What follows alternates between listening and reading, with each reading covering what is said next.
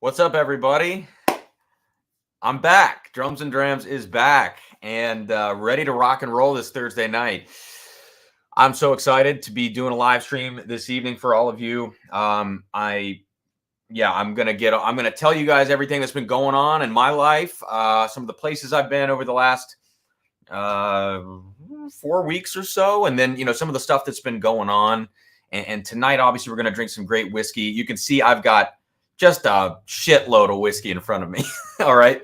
And all of these are bottles that are new over the last month or so, or, however long it's been since I've been live on the channel. And so we're going to kind of talk about some of these, which is, I guess, the recent haul, not all in one place. We're going to talk about that. We're going to taste some whiskeys. Not all of this stuff, or I won't be able to wake up tomorrow for the finals of Matt Madness, which is another thing we're going to talk about tonight, is, all this Matt Madness stuff that's been going on. Also going to taste some, some pretty special bottles, blah, blah, blah. I'm just going to repeat myself at this point, but I'm so happy to be back. And I see a lot of familiar names in the chat. And I just want to say, first and foremost, thank you guys so much for being here. Thank you for supporting the channel always and continuing to do that even through the kind of ups and downs I've had. And it's a Drums and Drams summer. I'm telling you right now, I have 0 gigs out of town, 0 solo gigs. And this is where I thought I would be about 6 months ago when I brought the channel back. I thought I would be ready like I am right now to get back to pumping out content 2, 3, 4 videos a week. And I just wasn't there. And a lot of that has to do with some things we'll talk about. But I'm telling you right now, it's a Drums and Drams summer, and I'm freaking excited for it. So as I look back, as I discuss with all of you tonight, where I've been, what I've been doing, and look to the future, I thought, take it or leave it. Whatever you think about Blue Run, I know it's an embattled brand, but I am going to be doing some reflecting tonight. So I'm going to start my evening right after a big dinner I just had with Reflection 1 from Blue Run, just to kind of set the mood, a reflective mood here on this Thursday night. So cheers, everybody. Let me know in the live chat what you're drinking. Yeah, it's good to be back. Cheers.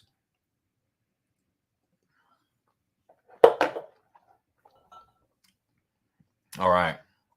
Oh, interesting.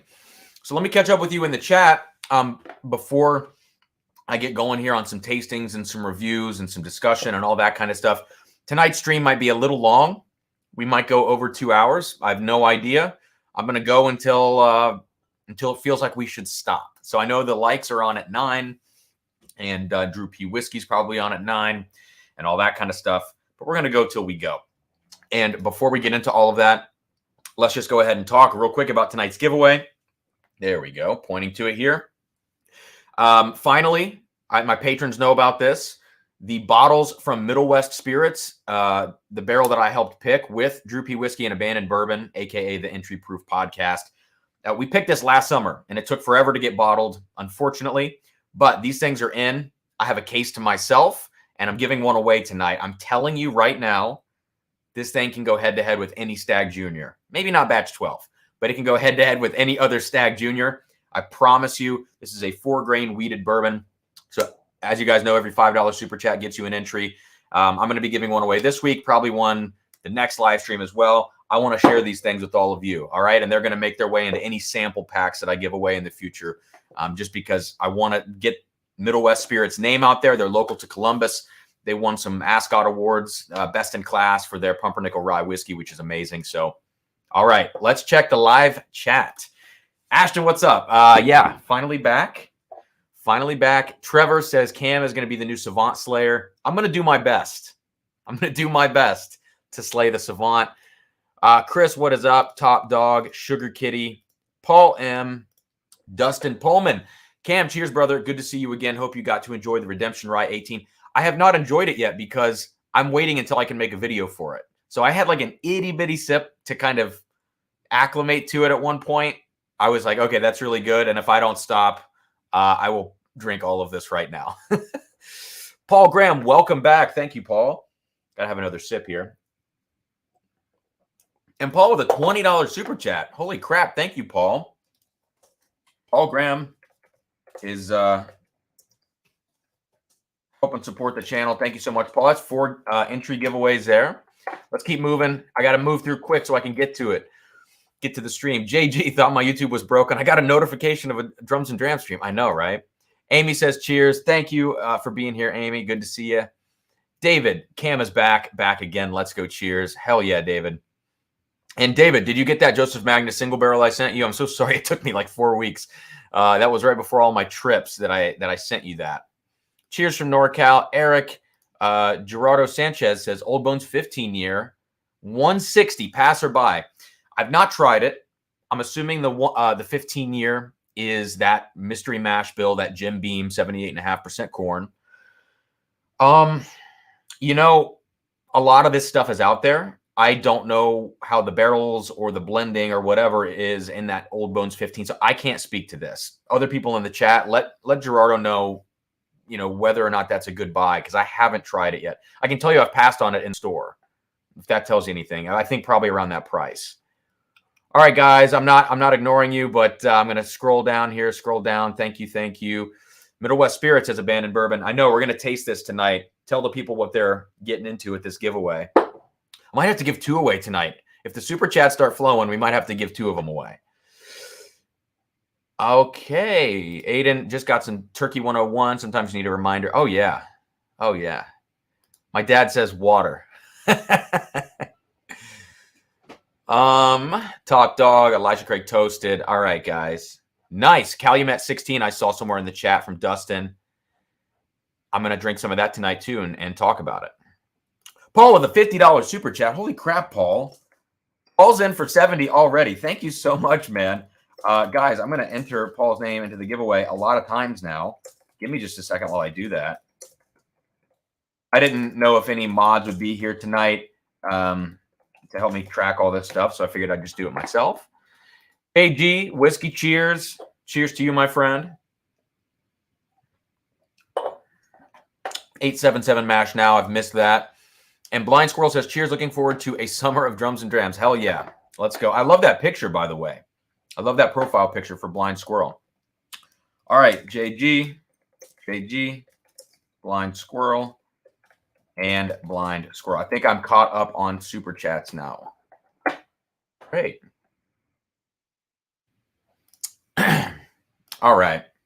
Sugar Kitty. It used to be some mystery mash bill was going for about 130, but that's all that's left. It's Whiskey Drummer at 190. That's probably an okay price. If that's what you're into, that beam profile at 15 years, 160, It's probably about as cheap as you're going to get a bottle like that, I'd be honest. Oh, Amy's got the super chats. Thank you, Amy. Thank you. I can focus now. That's awesome. Paul Graham, Kings County Barrel Strength. I have not tried this yet, and I keep hearing really good things about it. I'm going to get my hands on it one of these days. All right, so let's talk quickly. First, let's chat about this Blue Run Reflection 1. This is still sitting on Seal Box, still available. I'm imagining that their distribution or their, I guess, product numbers are increasing right now. And also people are a little tired of overpaying for everything that Blue Run makes. Let's just be honest. But yeah, this is kind of a nice light honey profile, light fruits, strawberries. Kind of reminds you of typical Blue Run stuff. The high rye is real punchy and cinnamon and white pepper. This at the lower proof, which is 95 proof, this is much more tame and a little bit more round on the palate as you would expect. There's almost something scotchy about it. It almost feels a little high malt to me. Definitely an easy sipper. Not eventful, but not off-putting. For the price, 80, 90, 100 bucks, not digging it.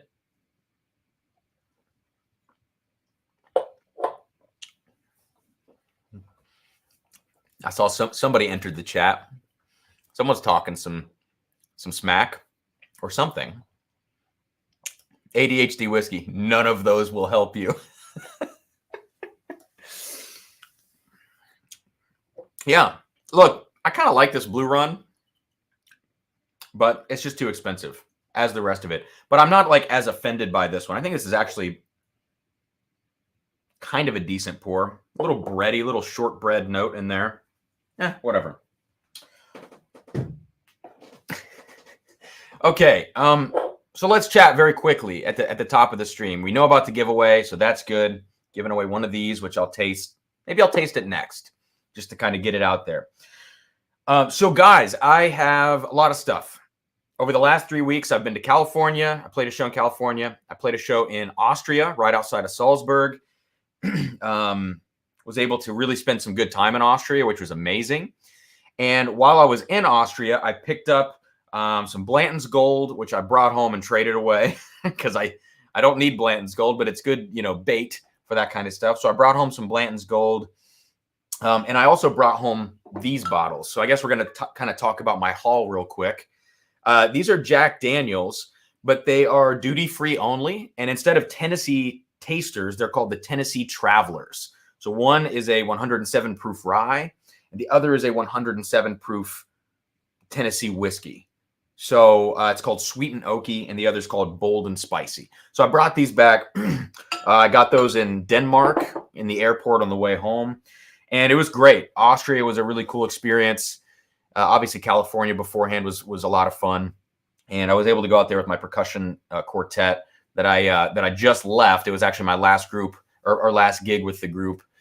It was a lot of fun. And then I got home. I had like a week to readjust, start learning another really big piece. And then last week I was in Ypsilanti, basically right outside of Ann Arbor, Michigan, for an entire week. Tried to meet up with the junkies. My schedule didn't align with their schedule, unfortunately. But I was up there and I was able to snag a couple of other bottles. This Glen Scotia, I know not a lot of us are into Scotch, but this is the 2021 limited edition from Glen Scotia. It's a Bordeaux red wine cask finish. And then I also, like the day that this dropped in Michigan, the Calumet Farm 16, it was maybe one of the first couple of days, I snagged this from Total Wine. So I'm going to taste the Calumet 16 tonight and let you all know what I think. Was also able to get what Fred Minnick has really been hyping up, the Journeyman Distillery Corsets, Whips, and Whiskey, which is a cask strength wheat whiskey from Journeyman. Of course, I'll say my piece on these two, the Triple Mash and the new Bonded Jack Daniels. And then also some other whiskeys that I snagged when I was in Europe, which I'm not going to be tasting today. I'll taste these on a Scotch stream soon. I was able to get a couple of half bottles. One is a 5-year Annandale, which is a Lowlands distillery. This is a first fill Oloroso Hogshead finish. I grabbed a Craigellachie 2007, so it's a 14-year, I believe. And this is a ruby port quarter cask.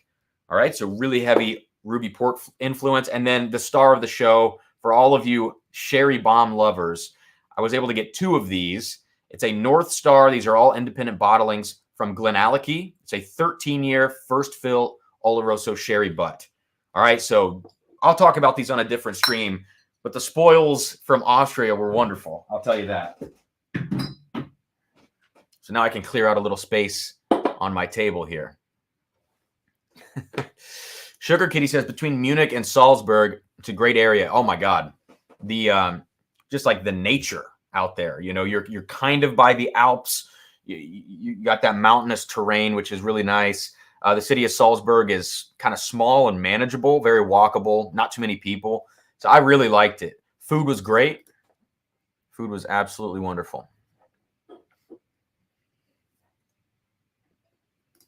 Dunny says Journeyman is a great little distillery in Three Oaks, Michigan.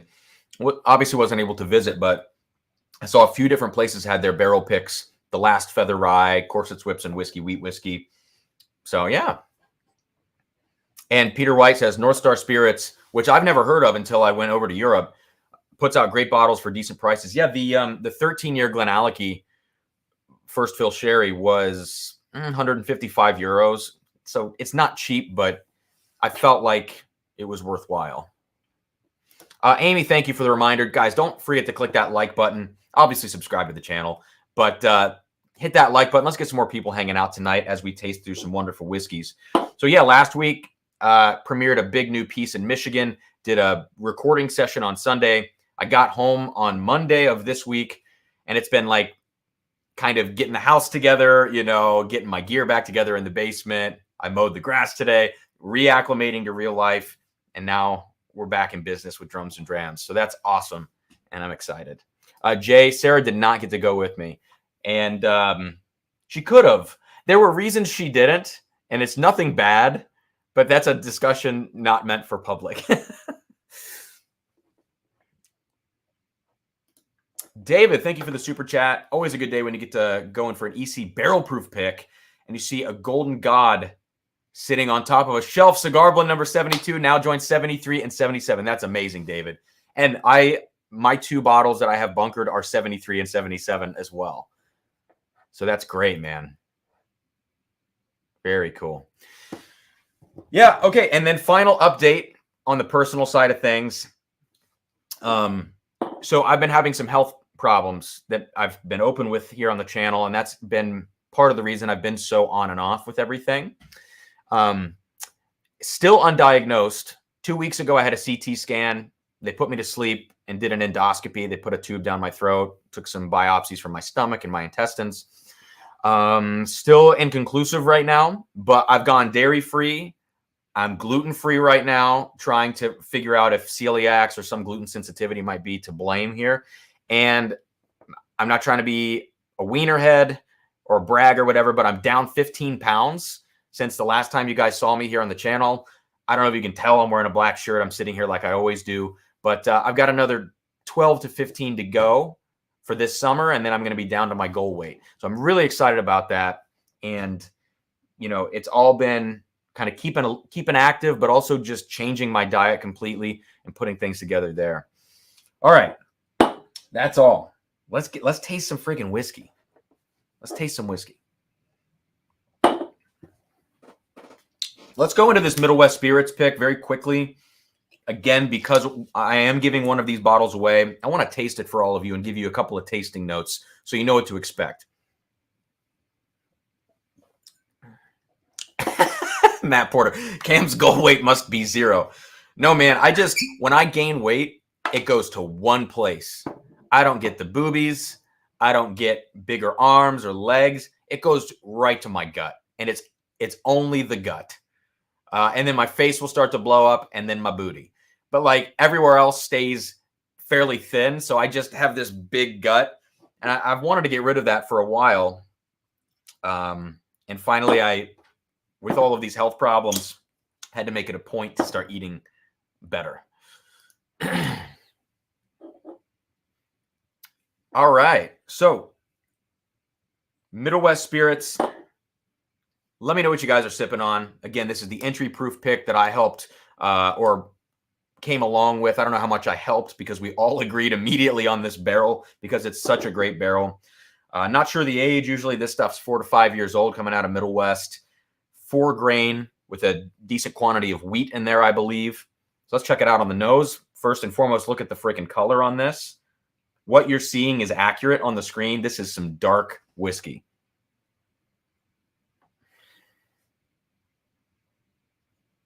Wow. So we picked this barrel because we felt like it was very sweet, very balanced, round, sweet oak. The profile reminded us of an E.H. Taylor single barrel or maybe even like a Stagg Jr. type profile, but it drank really easy. Now, this thing didn't get bottled kind of in a timely fashion, and it sat in a barrel for an entire summer, I would imagine, maybe even some of the fall. And it's gotten a little hotter since the last time I spent some time with this. So you do get a lot of cinnamon right away. You're getting a ton of like dark cherry notes, like a flaming kind of cherry quality coming out of the glass, if that makes any sense. But yeah, there's like that quintessential kind of dark bourbon profile is here. It's a little gritty, a little dirty feeling, like that craft distillery kind of grittiness in there. Almost reminds you maybe in terms of its character, not necessarily its profile, of like an older Elijah Craig barrel proof. Like it's got not a dusty quality, but it's just got grit to it. But yeah, you're getting a lot of plum notes, a lot of dark cherry, tons and tons of fiery cinnamon. So let's taste it first, and then we'll go back to the nose. I think the palate has to acclimate to this one. Woo! She's a hot one. Ooh. The first pop is intense, right on the front of the palate. But immediately, right, you can see my eyes. Whew, that'll wake you up. But right after that first pop of cinnamon spice, this thing is bursting with sweet, dark, slightly savory fruit notes. It's not entirely sweet oak. It's not as sweet as a Buffalo Trace product. It has a little savory, almost salty quality to it that I think meshes really nicely with the fruit notes. But there's a lot going on here. And the other thing we have to remember about Middlewest spirits, if you're not familiar with them, is that they age in 30-gallon barrels. So these are small barrels with smaller yields, more oak influence. And, sometimes you can get a funky quality to those barrels. A great example of that is Distillery 291 from Colorado. Those 30-gallon barrels, they do some weird stuff to that. So do the Aspen staves. But the small barrels in particular, I think, have a kind of a syrupy, savory broth quality. And some of the Middlewest barrels can get that way too. This is not like that at all. That's why you really have to dig through the Middlewest barrels, their portfolio, to find good barrels. You have to find the ones that have a sweeter quality like this. Top Dog says, sorry, Paul, if I win. Yeah, because Paul has like 14 entries at this point. Thanks, Top Dog, for the super chat. Wow. And yeah, so when you come back to the nose, this thing does start to open up a little bit. You have to get it onto your palate first, or else it kind of feels like a fireball. And there, finally, that Buffalo Trace quality, which is the reason I think we latched onto this so much, it's finally starting to come out.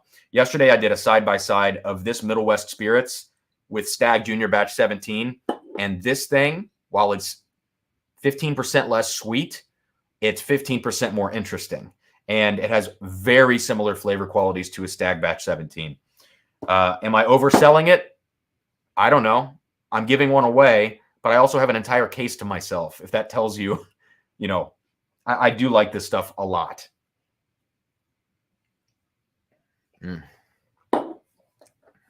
Dunny says, really enjoyed the Middlewest from Total Wine. Picked up one based on your prior recommendation. It was probably not one of the cask strengths.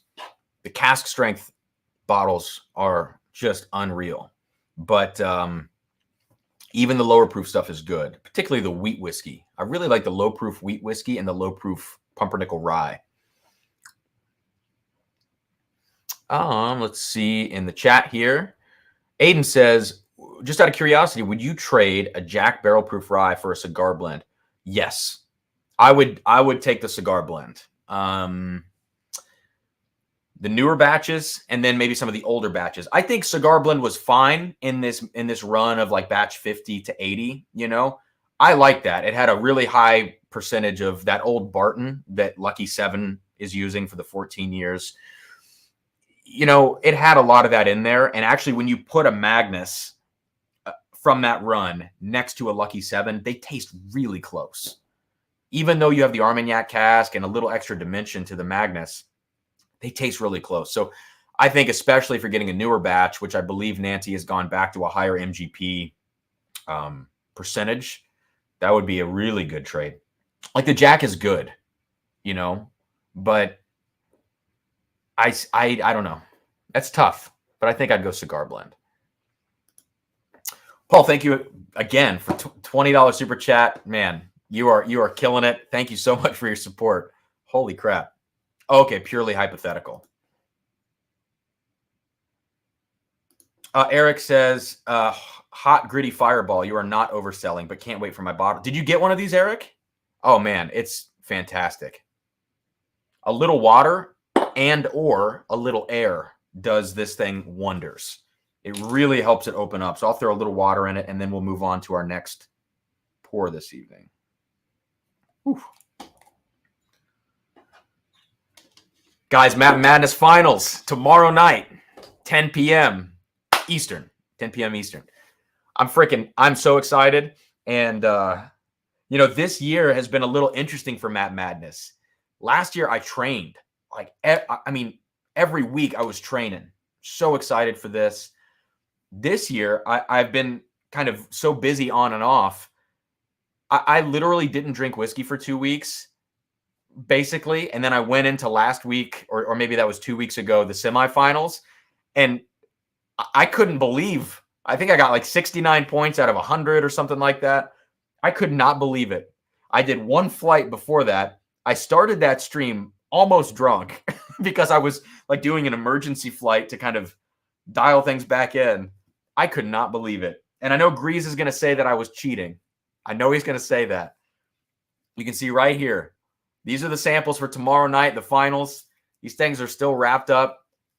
And last time I unwrapped them on camera backstage with everybody. So I'm telling you, I could not believe it. But I am very stoked for tomorrow night. And because I've been doing so well, not training consistently, I've decided I'm just going to do the same thing tomorrow night. One flight before the stream starts and then just go into it. David says, you're going to crush it. Still can't believe you called the Crown Royal. Well, the one that I officially called in that round, because Matt made you choose one bottle to call, I officially called something else. I can't remember what it was. Oh, it was I think it was the 291 rye, if I remember. But because of the Colorado hint from a previous question, I believe that's what it was. But then the fact that there was a Canadian in there, and here's the thing about Matt Madness. It's about yes, it's about tasting, but it's also about like test taking skills. So the one part of the test taking to me is like you go through it and you learn more and more based on the questions as you go through it. The other thing is you got to pay attention to Matt's videos and you got to see what he's been drinking. And Matt did a review of the Crown Royal. I never in a million years would I have tasted that and said, this is Crown Royal 16. Never in a million years. I just had been watching Matt's videos and I knew he had a Crown Royal 16. And when he said Canadian and that thing was a low proof, I just figured that's what it had to be because I know Matt's not sitting around drinking a bunch of Canadian whiskey. So I don't know. Yeah, Dustin says, I called out the 291. Cam for the win, 2022 Matt Madness. I just want the belt. That's all I want. I'm such a UFC fan. If I could get a belt that looks like that, that would be all I need. Greg, Cam, haven't seen you do much on Scotch. Correct. Haven't done much of anything recently, but Scotch is coming. Absolutely. Especially some Scotch Sunday streams. I need to get back to doing those once or twice a month. I have not given up on single malt. Sarah would never let that fly. She loves Scotch too much. And I do too. These aren't secrets. Here's the deal. The samples are already here, so I'm not changing anything. Those are what they are. But it's kind of how it's been throughout all of Matt Madness. You got to pay attention to every facet of what's going on through the process and watch the other rounds as much as you can. But it is interesting. It's a combination of, guessing proof is guessing proof. You can't cheat that. You can't narrow that down. It is what it is. You can try to get inside Matt's head, but I don't recommend that because, you're going to just psych yourself out. But the bottle guesses and some of the other trick questions like that, you got to put different pieces together, I think. I won't tell, Top Dog. All right, let's move on from the Middlewest spirits. Let's get rid of some bottles up here that I'm not going to taste tonight. Well, that might be the only one. Let's see if I survive this evening. Reminder about the giveaway this evening. For those of you just now joining us, giving away one of these Middlewest picks that I helped pick with the Entry Proof podcast. Amazing bottle.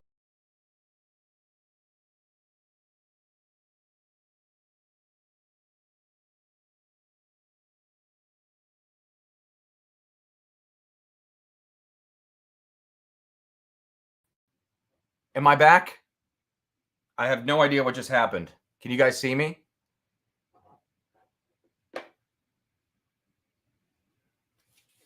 Shoot. Can you guys see me? Someone let me know in the chat, please. Okay. That happened in the competition 2 weeks ago also. I think it's because I'm using these wireless keyboards and stuff that it just, sometimes I hit something and it pops me out. That sucks. Okay. Where are we going next? Let's see. Let's do, what do you guys want to see? I've got Larceny B522. I don't need to taste these Tennessee Travelers. We can get into, I can do that on a video. I've got the Calumet 16. I've got Fable and Folly, which I just picked up today. I'm definitely tasting this tonight. Maybe I should do it next because it's low proof. I've got the Jacks. I've got wheat whiskey from Journeyman. I also have Basil Hayden Subtle Smoke, which has been surprising to me. I've got to say that.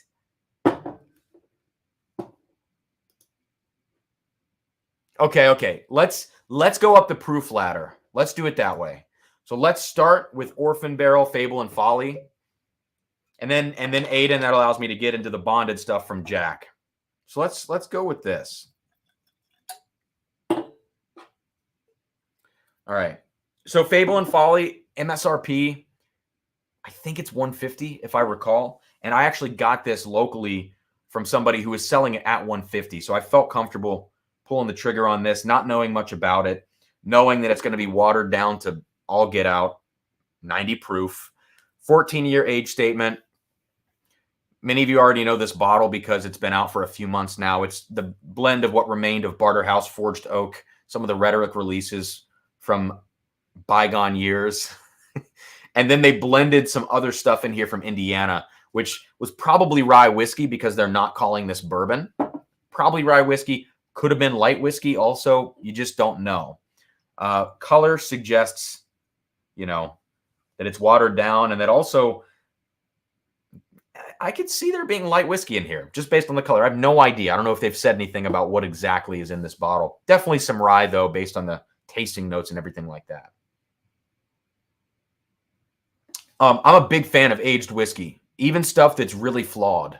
If it's got like 12, 15, 20 years on it, even if it's watered down to shit, I like it because I like the taste of really oaky whiskey. So take everything I say about Fable and Folly with that, grain of salt. Right away, just caramel drizzle on the nose, but not deep enough to really enjoy it. It's just this fleeting kind of caramel drizzle.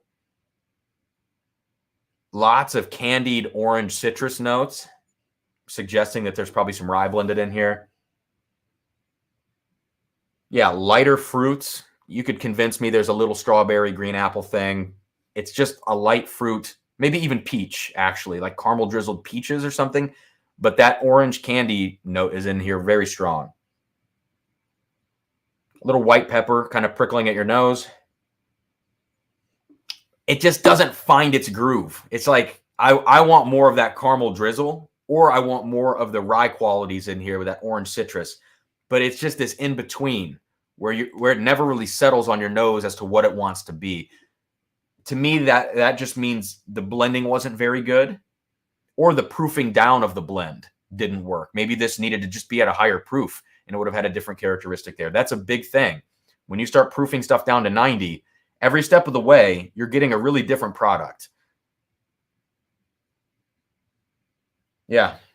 God, it's like it wants to be good, but it's just not quite there. The nose is like a B- or a C for me.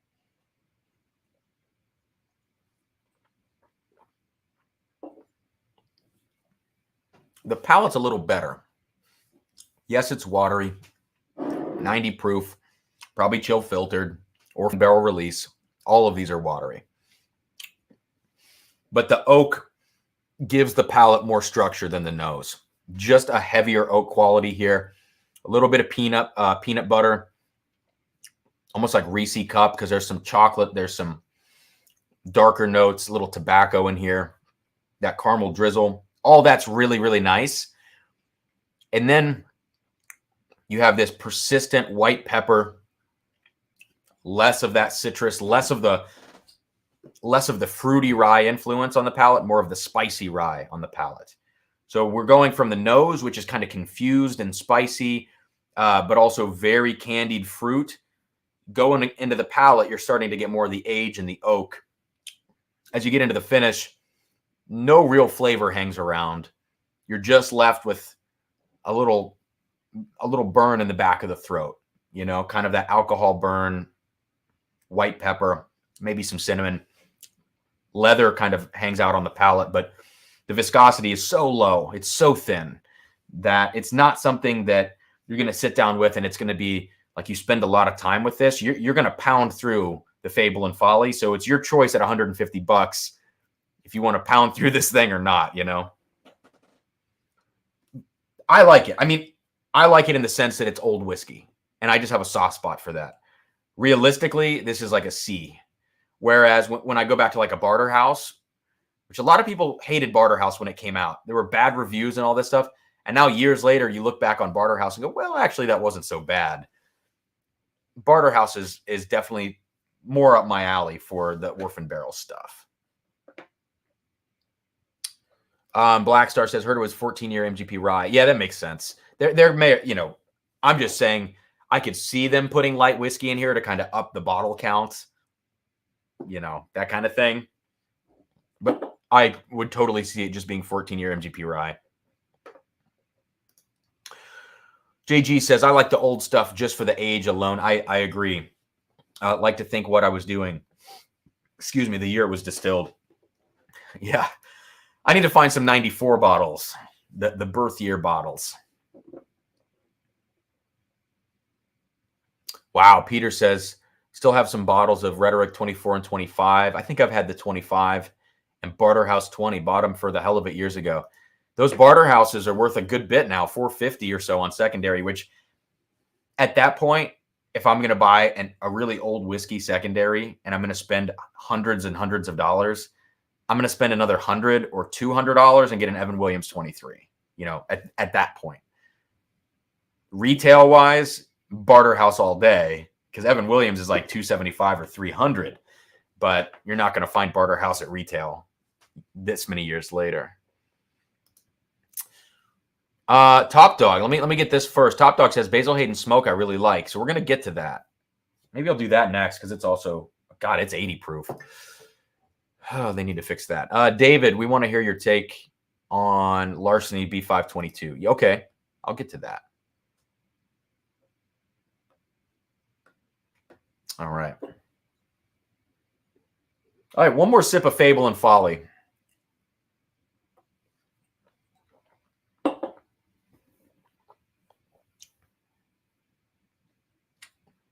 Yeah. Man, just as all Orphan Barrel stuff, if I could turn this up 10 proof points, I think it would be a different story.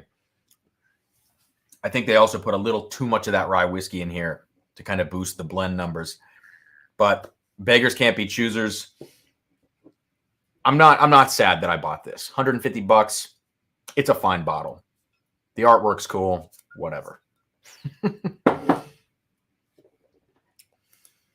Here we go. Drums and Drams. What is a whiskey under $100 that you would recommend? Well, there are the easy ones. Starting at the really low price point of like 30 to 35 bucks. Russell's Reserve 10-year all day. I turn people onto that. I say this is classic bourbon right here.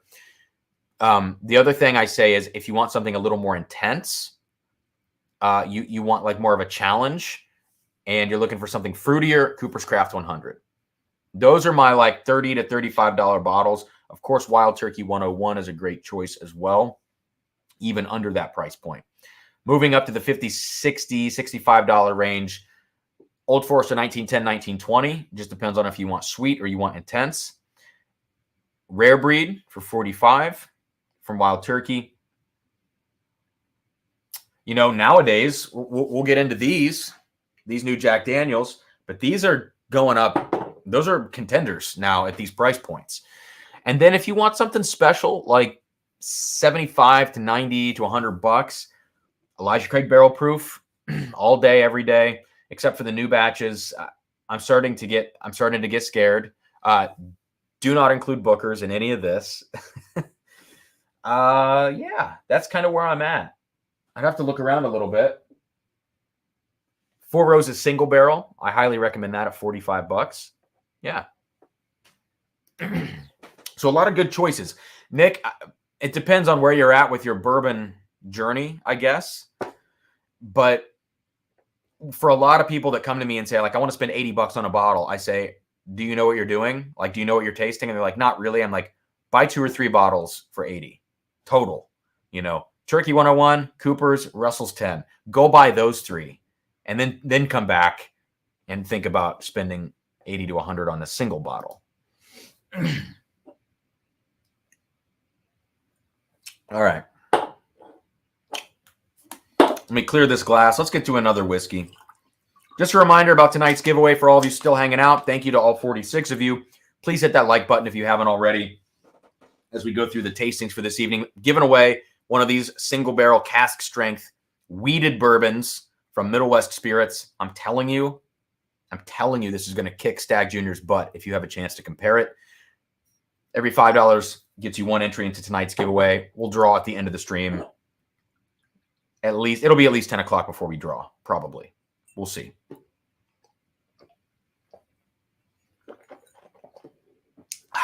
All right. So Orphan Barrel, C, 70 out of 100. Something like that. Now, quickly, let's do this. Let's do the Basil Hayden Subtle Smoke. Can somebody let me know the MSRP of this? If anybody in the chat doesn't mind, I would love to know the MSRP of this Basil Hayden. I bought it, but I can't remember what I paid for it, honestly. 80 proof. Does it give any info about this? Finished in hickory smoked new charred oak barrels. This special release has delicate campfire notes that elevate the maple sweetness and soft char. Perfected and second to none. Well, okay. The new bottle design's great. You can't fault them on that. They finally have a bottle design, in my opinion, that even though it's not a premium product, that they're trying to market it as one. I like this bottle design. All right, $50 MSRP. Paul, I got to fly. Watch the rest later tonight. I'm glad you're healthy and back. Thank you, Paul. And I'll let you know if you win the giveaway, which you have a freaking good chance of doing at this point.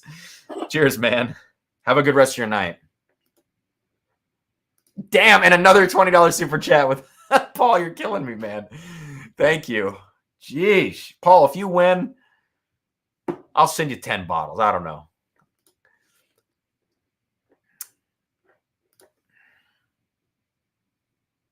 All right. Hayden says, I get asked for like $100 bottles for gifts at work all the time. Most of the time, they think that means they'll get the smoothest thing ever, when honestly, that's a good fucking luck situation. Yeah, I know, right? That's the thing. You really gotta know the buyer or the person, if it's being gifted, who it's being gifted to. You've got to know their comfort level with whiskey, because you could get them a banging Elijah Craig barrel proof or something like that. And if they can't handle anything over 90 proof, that's it. It's game over. Wow. So Basil Hayden, subtle smoke, has a really scotchy nose. I'm getting like honey for days out of this glass. And yeah, the subtle smoke is a really great descriptor, because it's just this smoky note in the background. It almost reminds me of a coastal Highland Scotch, where you're not talking about peated malt, but you're talking about something that just has a little bit of this influence to it, this sea spray and that slight smokiness in the background. If you gave me this pour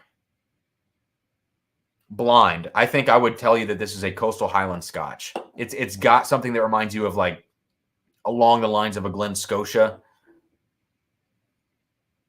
It's interesting. I like the nose on this. I love to hate Basil Hayden. I like the nose on this a lot.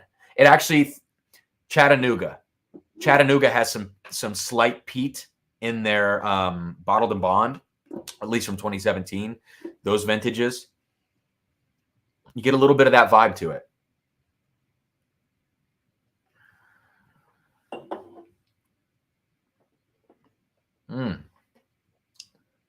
It tastes a little more bourbon-y on the palate, I think. You start to get the corn sweetness as opposed to the what seemed like barley sweetness on the nose. Wow. This is the first Basil Hayden.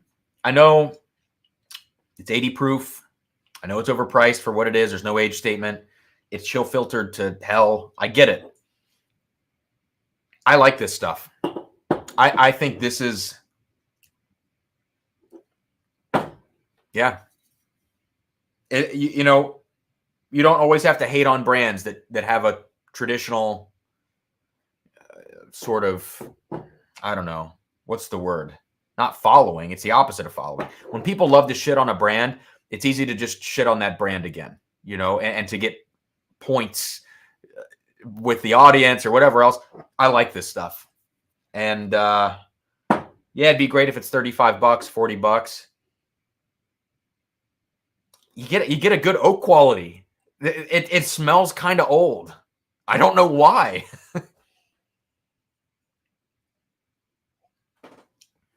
I don't know if it's because I like Scotch that this resonates with me. It kind of tastes like an 8 to 10 year product that's been really watered down, but still has the oak backbone that lets you know that it's been aged a good bit of time. And then that smoke just adds something to the 80 proof that allows it to hang on longer in the finish. It's cool. And a lot of like Texas mesquite smoked whiskey, I think, is absolutely abhorrent, disgusting. This hickory smoke is nice. It's very nice. I don't get it. JG says unsubscribe.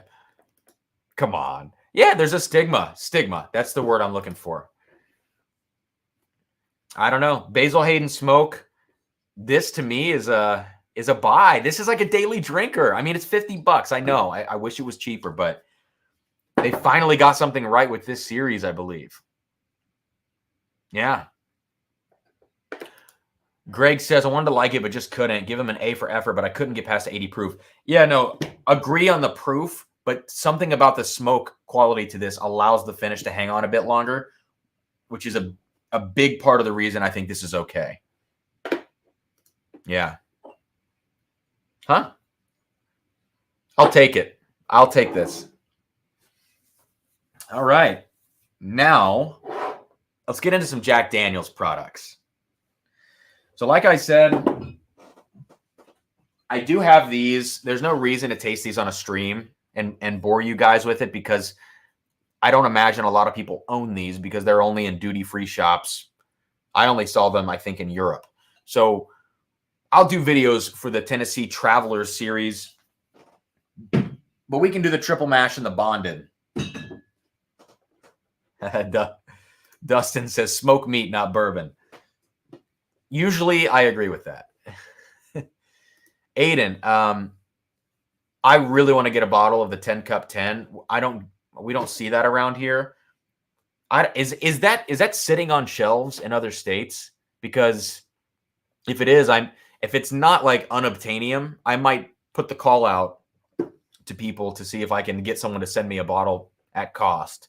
Because I really want to try that stuff. Ooh, Carl, what's up, man? Chatty Isla cask finish has a surprisingly strong smoky Isla character. Excellent stuff. I would love to try that. Andrew, I've never had any Deer Hammer. No, I've never even heard of it, actually. Aiden says 10 Cup 10 is everywhere here. Damn. All right, well, I guess I need to figure this out. I really want to get some 10 Cup 10. Matt, could we talk about this? And I also have been seeing the thing about the bourbon and the American whiskey. I kind of want to get one of each and see what the deal is. But Matt, maybe if you wouldn't mind, if it's easy for you to get and ship over here, maybe we should talk about that, man. That would be awesome. Only if I win tomorrow night. How about that? 400 plus shipping. Exactly. Oh, God. All right, what are we doing?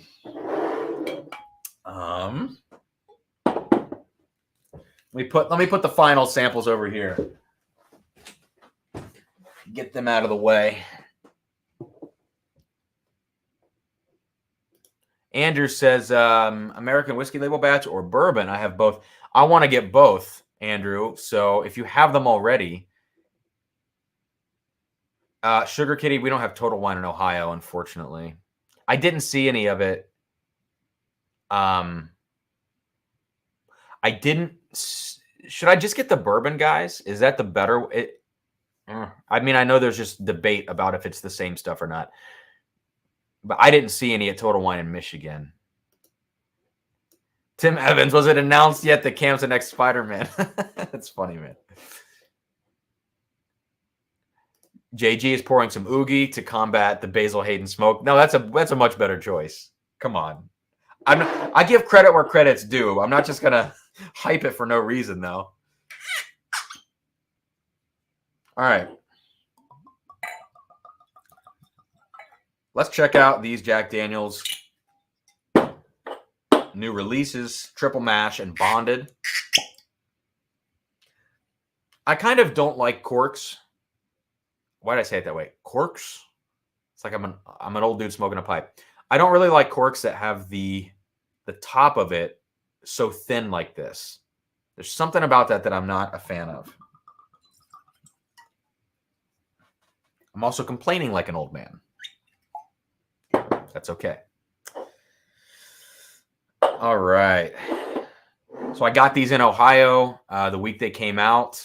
Retail was like, $35 or something like that. So paid what everybody else is paying for these things.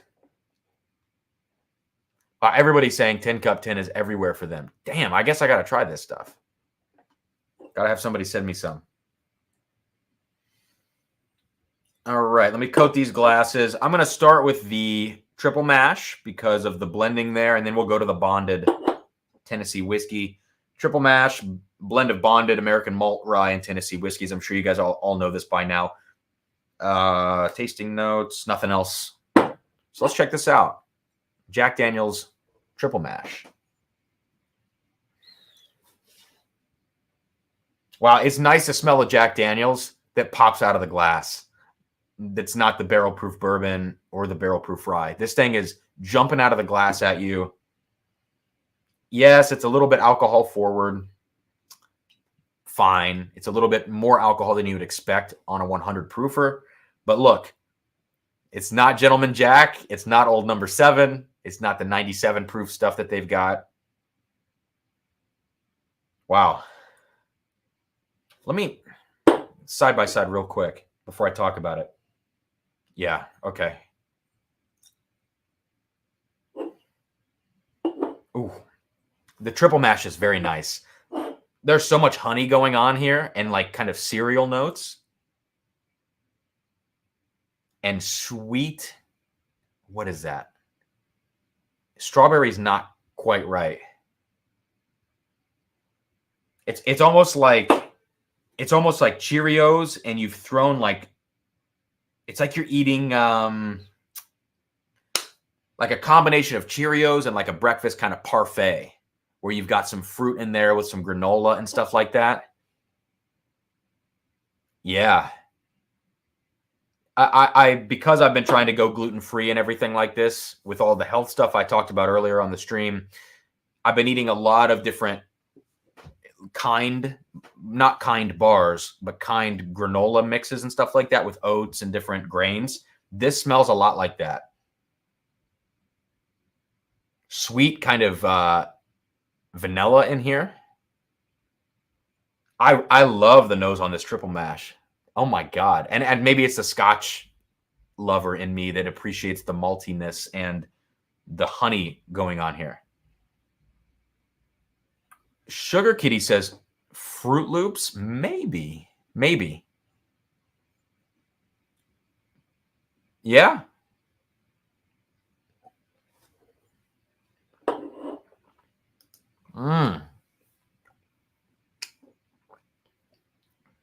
Damn.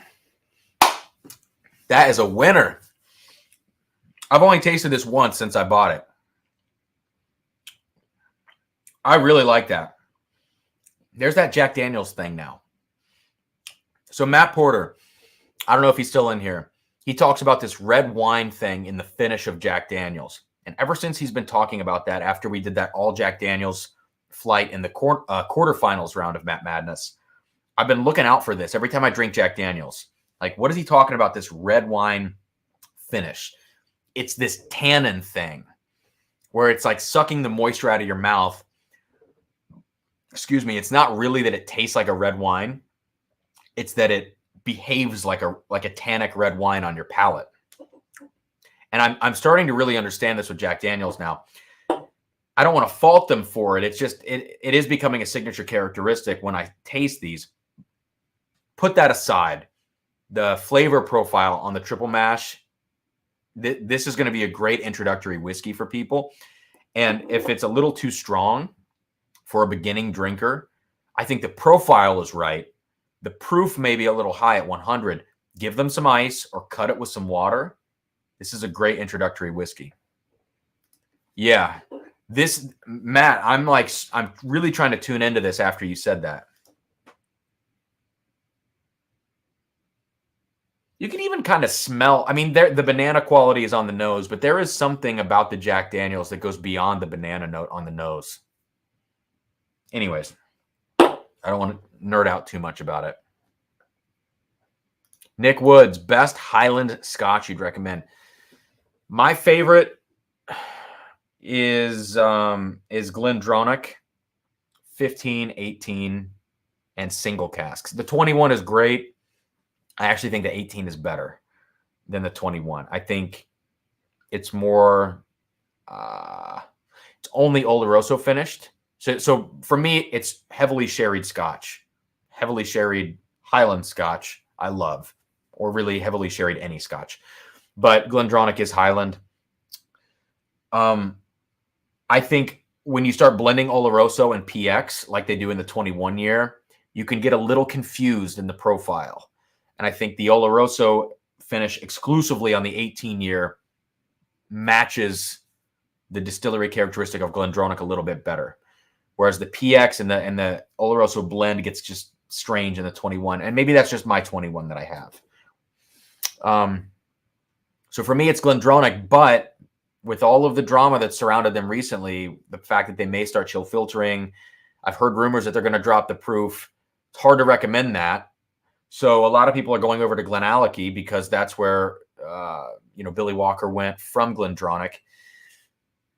I like Glenallachie. I do. I don't think it's just not the same, obviously, as Glendronach. I just have a proclivity towards that profile of Glendronach. So that's my go-to. Otherwise, I like stuff like Glen Scotia, which is Campbelltown. I like Coastal Highlands and Campbelltown, where you get a little bit of peat, a little bit of funk, coastal sea air type stuff. Remington says, it felt thin to me, the Jack Daniel's Sour Mash here. Let me down in the finish and mouthfeel. I could see that. Yeah, I could see that. Because it's not big and bold like you want like a high proof bourbon to be. But also remember, it's only 100 proof. I think for 100 proof,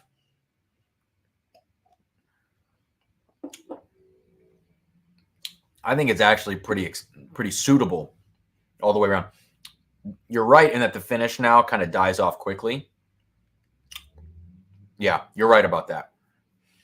But I like everything else about it. Sugar Kitty likes Glen Cadam and Kleinleash for Highlands, ex-bourbon instead of sherry. Yeah. I've never had, is it Glen Cadam or Glen Cadam? Probably Glen Cadam, right? I've never had anything from that distillery.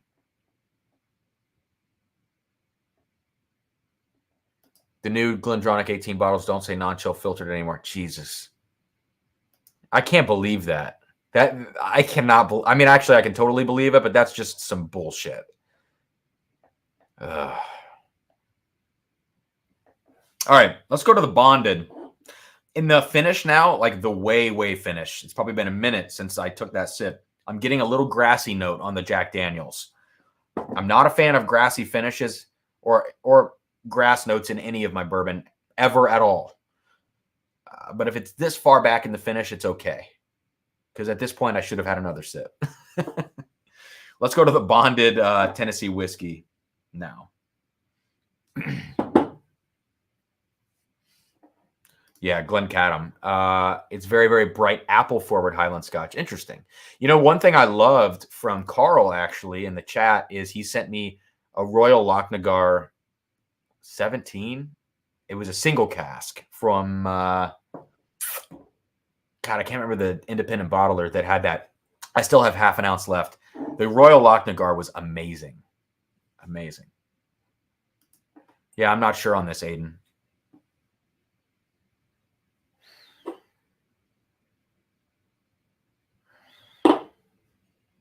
All right, so going over to the Jack Daniel's Bonded, you're getting a lot more maple from this.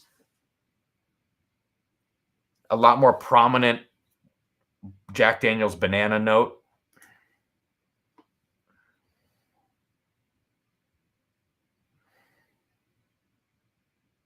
But honestly, I think the Bonded to me is a little less inviting on the nose because there's just more alcohol than sweetness. Whereas the triple mash, because you have malt whiskey in there, you're getting more sweetness coming out of the glass. It's a little more approachable on the nose to me. This feels a little brash, a little alcoholic.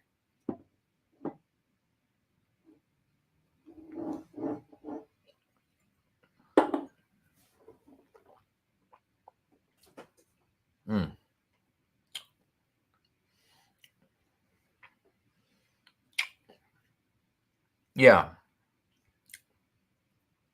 I don't know. It's kind of like there's not enough flavor in the Jack Daniel's Bonded. It's just a lot of alcohol. It's like you took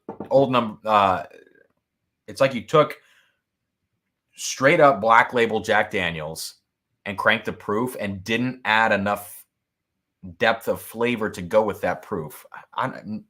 Let me know if I'm off base here from what you guys think. Maybe it's because I started with the triple mash. Yeah, I like that triple mash nose a lot. A lot.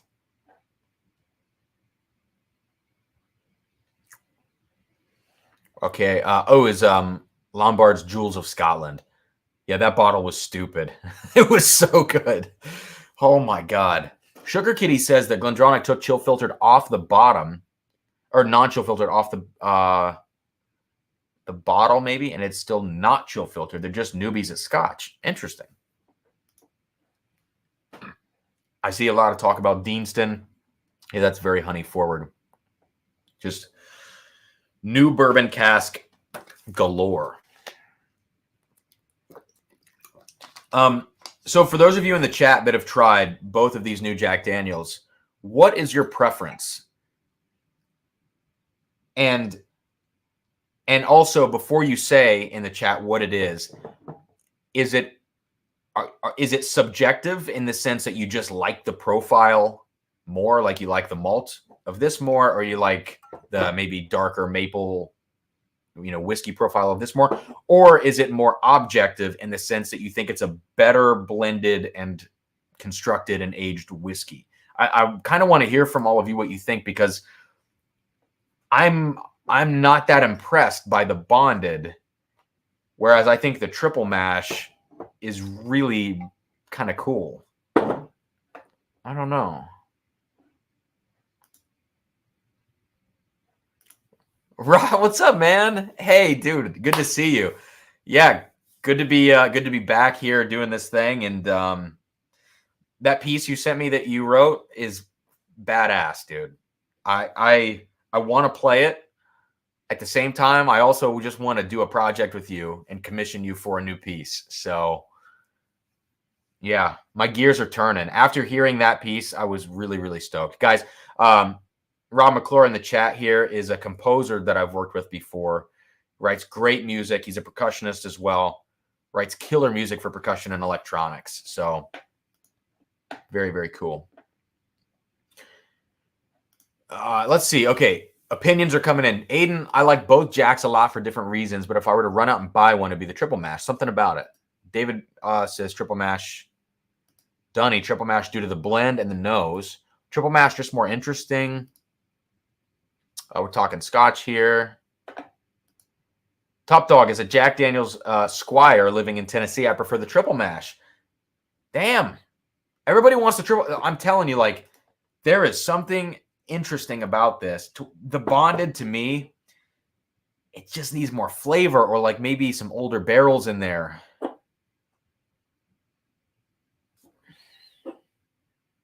Oh, the triple mash. I love this. This, I might have to grab a few of these and put them in the bunker, because I think for newbie bourbon drinkers especially, that's a great bottle. Maybe even a good outdoor bottle, because I love malt whiskey. I love single malt whiskey outdoors in the summer and in the spring. I think the triple mash is a great, I guess, what do you call it? A blended whiskey at this point. Blended straight whiskey. Great option as an outdoor pour. Throw this over ice. Damn. Matt Poulos, dude. That is a name that I'm so glad I'm seeing right now. Matt, what is up? I have the triple mash. I like it, except for that red wine finish you described. And that's something that's not mine. That is ADHD whiskey all the way. So alley-oop on his part for that. It tastes medicinal. Triple mash also 48 in Michigan. Ooh, at that price, that's a little much.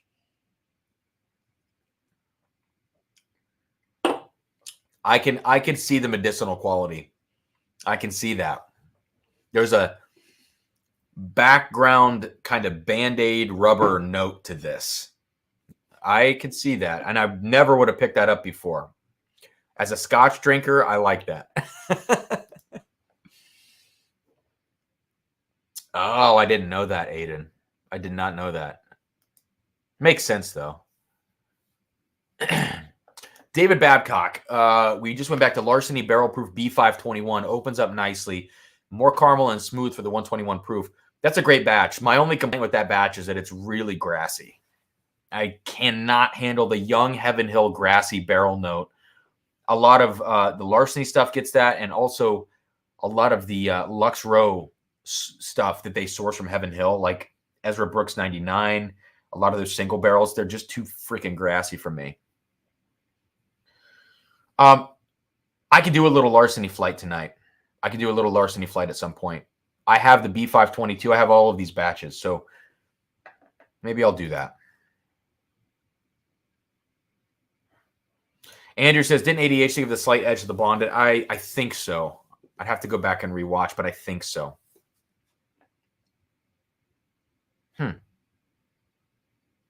Oh, Dunny says Michigan is a 1 liter versus the 700 milliliter in other states, hence the higher price. That is good info. Thank you, Dunny, for that. All right, so I'm a triple mash kind of guy. Let me make my infinity glass here for this evening. I can clear out some of these glasses now. Give me just a second, everybody. For those of you in here right now, 59 hanging out. That's a great number for my first stream back in almost 2 months. My last stream was with Matt Porter, actually. I think that was like the 2nd week of April or maybe 3rd week of April, something like that.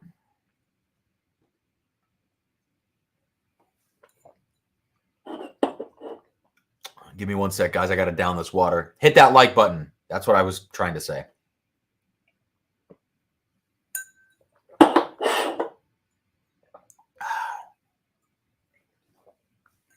All right.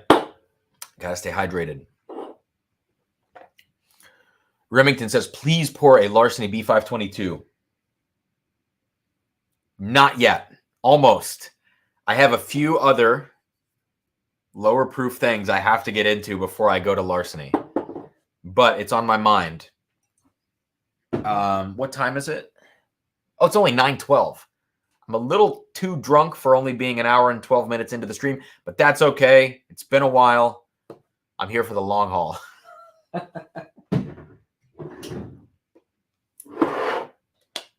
Okay. Reorganizing. The Whiskey Explorer says, good to see you back, man. Like what you've done with your set. Thank you so much. Oh, and speaking of my set, it's been so long I forgot to do this. Wait for it. There we go. Gotta get some lights on in here. Jeez, I forgot to light the shelves. I have 4 different remotes up on a shelf that you guys can't see. Whiskey Nose, Cameron Blend, A122 and B522. Okay, you know what? I'm going to do a Larceny flight at the end of this stream, for better or worse, because everybody, or a lot of people on here that have watched the channel before know I despise Larceny barrel proof. But there are a few exceptions. So I will do a flight. The last 4 releases. No, let me think about this. I'll do C921. No, last 4 releases. B521, C921, A122, B522. I'll put those 4 up against each other. I might not even, yeah, I'll be kind of drunk at that point, so I'm going to have to be careful, but I will do that.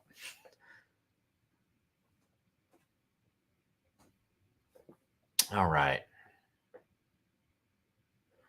Aiden says, I've switched to painted stave rye. I don't even know what that is. Whoa.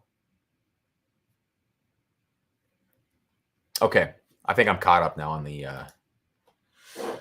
on all of this. So let's go now to, oh, that cork is not tight. It just slips on out of there. Let's check out the OKI Reserve. So unfortunately, I overpaid for this. I went secondary. I think it was $150, whatever. We're not going to see this in Ohio until September, I believe, is when OKI comes to Ohio officially this year. And so I just thought, you know what, I'm going to have to overpay for it anyways at some point. So I just went secondary and I got it. Fine. The deal is with this, it's a blend of 5 different mash bills from MGP. I'm sure many of you have seen this popping up now. The announcement's been out for a long time. It's just finally starting to hit shelves. So it's kind of an interesting blend. There's not a lot of the rye corn whiskey in here, which is 9 years old. Most everything is over 8 years old, which is great. I love that they're so clear about everything that goes into this blend. There's a great chart on the back of the bottle here. Let me see if I can show you this. There we go. Really transparent. And that's all we can hope for with whiskey when we're dealing with blends. So it's kind of split evenly between 3 different categories. Light whiskey, unfortunately, I'm not a fan. 21% rye MGP, 36% rye MGP. Those three things, basically 2 different high rye bourbons and light whiskey, that makes up like kind of a majority of the blend. The rest of it goes towards a 95% rye whiskey, which I'm cool with because that is how old? 9 years old. So good age. And also a little bit of this rye corn whiskey, only 5% or so. The color on this, I should say it's proof down to 100. So, 100 proof. Color is beautiful. Very kind of ruby amber. Kind of this red tint to this amber color. I like it a lot. We all know MGP's profile, or at least many of us do. I can say with confidence that I know how a good 21% rye, a good 36% rye bourbon should taste from them. A really good light whiskey, really good, is subjective because I just don't like light whiskey. 95 rye, I know what that tastes like when it's really good, but the 15% rye corn whiskey, I don't know that mash bill. So let's see if this comes together well.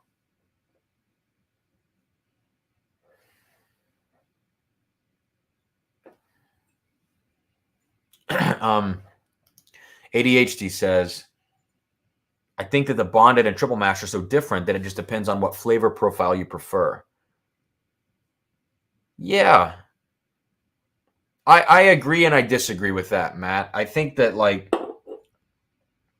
they are so different that to put them side by side and judge them against each other is tough. But I do think that the bonded feels a little bit like constricted to me. It feels tight on the nose. I don't know why. But the triple mash kind of blossoms. So I think objectively, if I just look at that quality of the whiskey, that's why I like the triple mash a little bit more. But is YouTube shutting down cigar channels? I did not know that. Hayden says, Painted Stave is a bottled and bond rye out of Delaware. $40, 5 years. Oh, look at this mash bill. 67.25.8. Oh, wow. I need to try some of this, huh? I've never even heard of it. All right, back to OKI Reserve now. Lots of burnt caramels, burnt cherry. There's a burnt quality to this that I do get on some other MGP products or sourced products. Particularly the 21% rye bourbon. You get a lot of like this like flaming cinnamon cherry note. Kind of like what I talked about on the Middlewest, the giveaway bottle, actually. But this OKI Reserve, you're not getting a ton of oak on the nose, actually.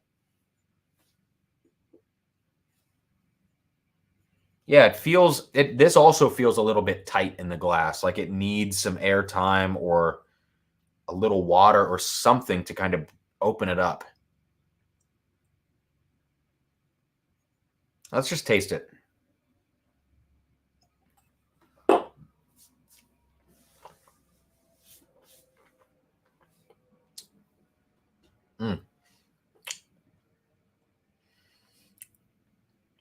Wow. I'll say this. Damn. For a 100 proof whiskey, this OKI drinks like 110, 115. Fantastic front to back the whole way through. Dang. And the finish is long. The one thing I'm not liking about the OKI, let's say it this way. Have any of you ever blended your own whiskey at home? Because if you have, sometimes you think, oh man, this thing is really going to go well with this other thing. I have something oaky that's like 12, 15 years old. I'm going to put it with a 6-year that might enhance a longer finish on that older product. You put them together and everything cancels itself out. And it's like, what the hell? I put two amazing things together and nothing worked. The OKI actually kind of tastes like that, where it's like the drinking experience from front to back is great, but the flavor profile is almost indiscernible throughout the. It's like I know I'm drinking whiskey.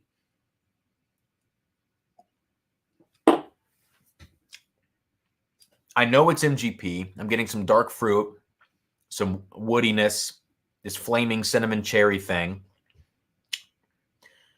But it's almost like everything's too focused on the drinking experience and the flavor profile is not discernible enough. It's not identifiable enough as you drink it. So I don't know. This is interesting. I think MSRP, I saw it in the chat. Someone asked. I think it's like $80. Secondary is like $150 right now. For the age statement that's on here, between 8 to 10 years old with MGP, I mean, these are not unreasonable prices, either at 80 or at 150, to be honest with you. I just think there's maybe too many components to this in the blend. I don't know. Let me throw some water in this because maybe it needs to, maybe it needs a little bit of, opening up or whatever.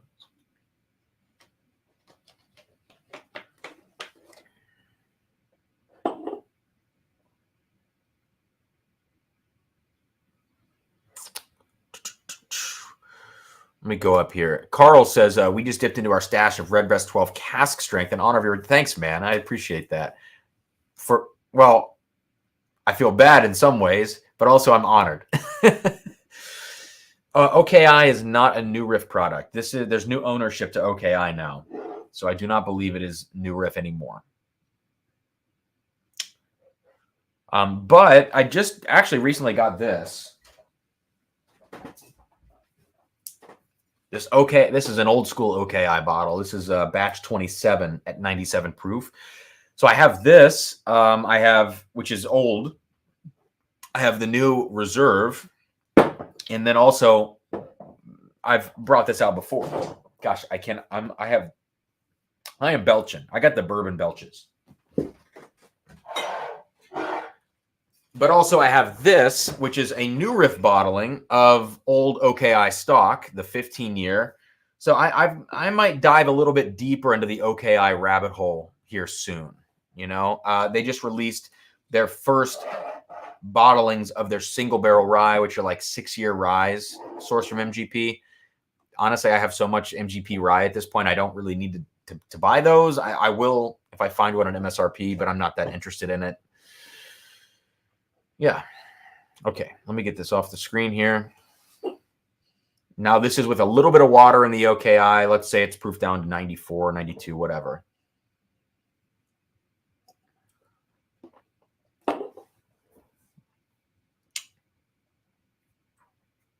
Yeah, I'm actually not that big of a fan of this stuff. It's just confused. This is a blend that doesn't know what it wants to be. And that's just on whoever blended it. Often, the more components that you have in a blend, in my opinion, the more chances you have to screw the blend up. And if you've ever tried to blend at home, you kind of know that's the case because you can start doing too many things with this. I don't know.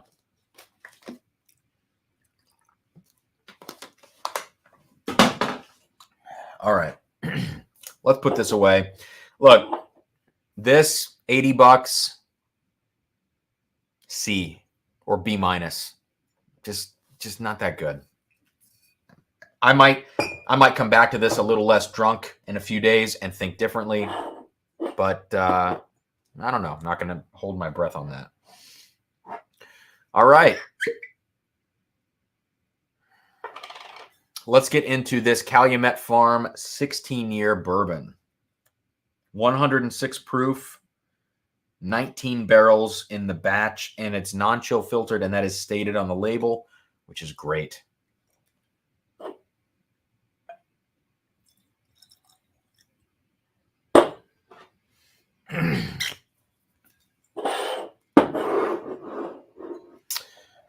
I love this. Rob says, it doesn't know what it wants to be. God, I've said that to so many composition students about their pieces. Yeah, I think that's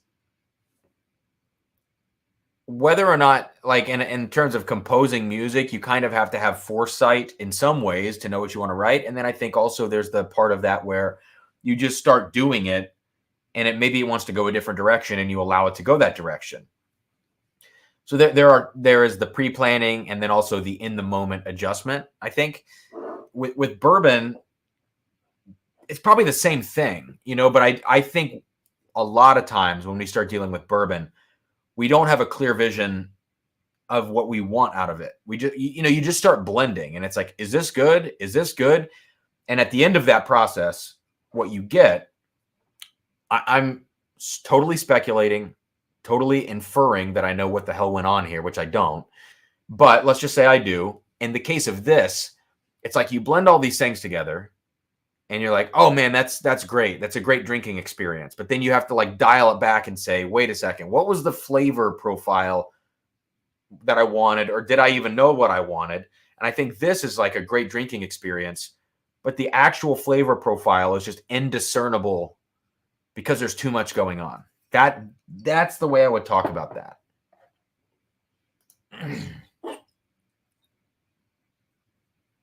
All right. Interesting. So now we're on to the Calumet Farm 16. I got this in Michigan, $150, which is the MSRP. 106 proof. So I think we've gone up. Is that only one proof point that we've gone up since the 15-year release last year? It's hard to believe that they still have stocks to release this at 16 years old. I thought the 14-year has sat on shelves for 2 years. The 15-year continues to sit on shelves.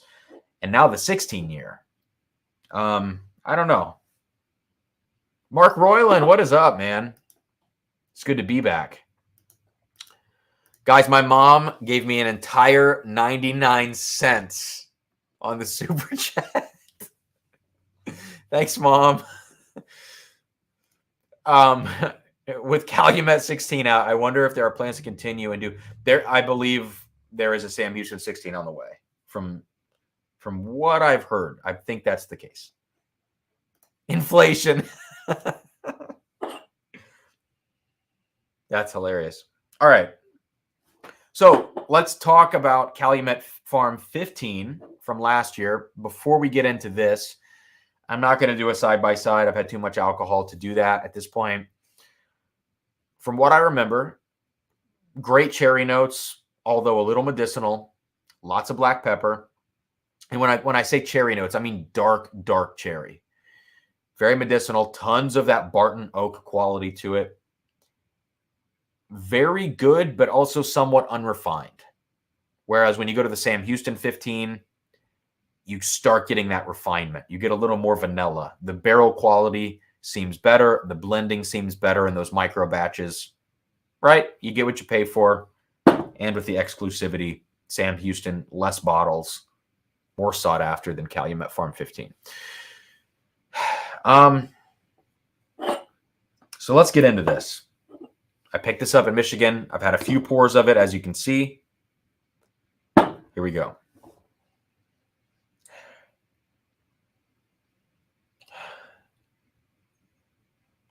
So interestingly, this has a lighter red fruit quality on the nose, if my memory is correct, than the Calumet Farm 15. This is more bright cherry, almost like Strawberry Land, than it is that really dark, heavy cherry that the 15-year had. I think that's significant to me because when I think of continuing to let these barrels age, I think that we're just going to get heavier and darker. This is not that. This is almost like you took the 14-year Calumet Farm and you have which was a brighter quality, lower proof also, which helped that brighter quality. When you put more water in it, it tends to kind of lighten up a bit. It smells like you took that 14-year and you just aged it 2 more years, as opposed to the 15-year, which was really much heavier. That seems like a different beast altogether.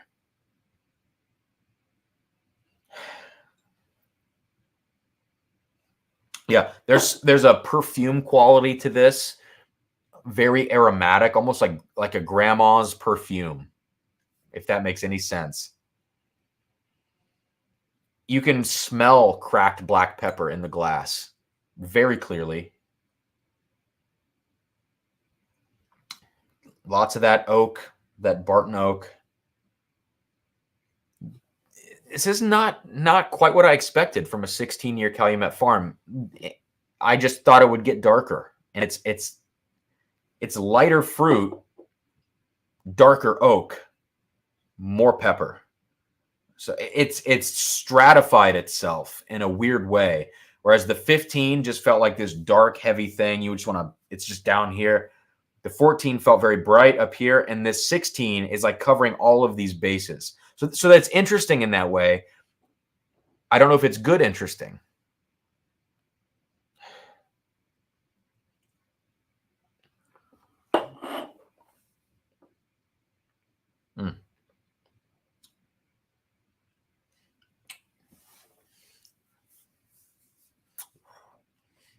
Keep in mind, I'm pretty tipsy at this point, right? So my palate is starting to go. Taste buds getting a little funky. Nose getting a little funky. Want to be clear about that as we move on. So as an older whiskey, I think this is hitting a lot of those older whiskey boxes. Heavy mouthfeel, considering the 106 proof, heavier than you might think. Lots of oak on the back end and the finish. Now it's hanging on and it's funky and heavy and musty. But there's something about it that's not quite jiving for me. I don't know exactly what it is. And when I do a review video of this, I think I'll be able to dig into it a little bit more. So to me, this is not a special bottle. This is, if you had a daily drinker like Wild Turkey 101 and you spend 25 or 30 bucks on it, that's the daily drinker. And you know you're going for a lighter, cheaper, younger profile. To me, if you had a daily drinker, but it was much older and you're spending much more money on it, but it's still not a special occasion pour, it's this. It's more expensive, it's more oaky, it's more flavorful, but it's still not special. That's what I would say.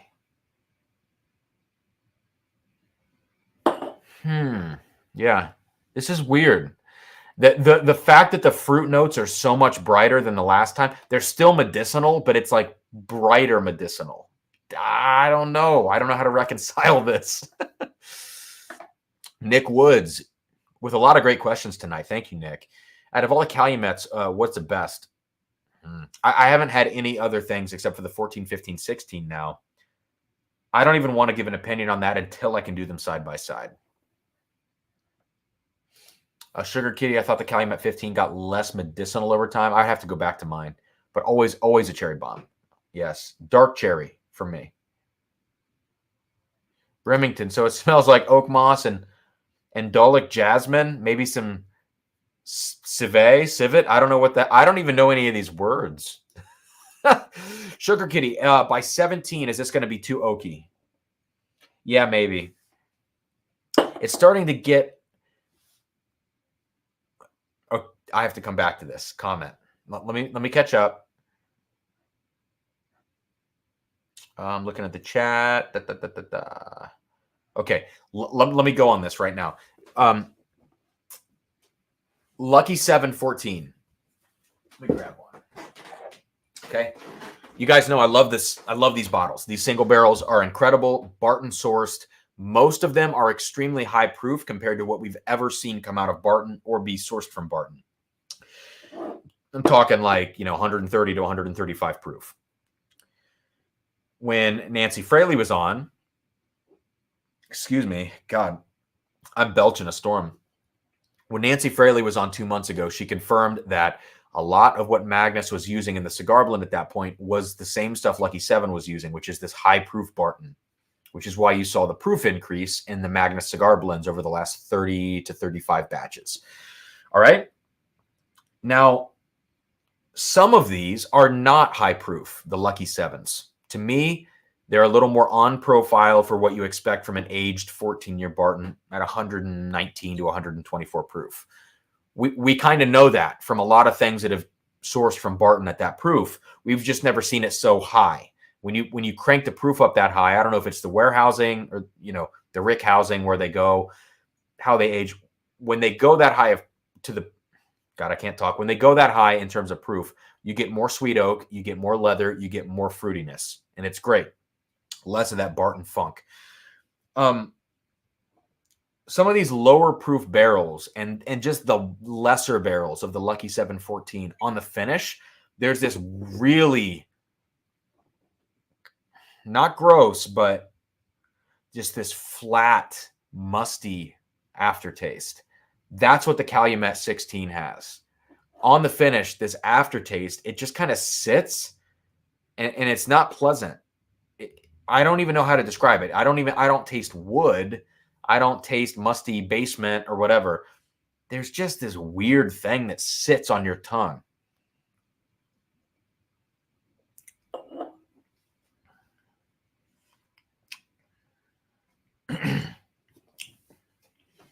And it takes a second. Like you have to take a sip. Whew. That one hit me in the back of the throat bad. Don't quote me on that. Yeah. At the end of the sip, it flattens out and it becomes this kind of nasty, funky taste in the finish. That's what I don't like about this. And that's what I'm getting on these lesser Lucky 7 barrels. So I'm sorry to go on a tangent here, but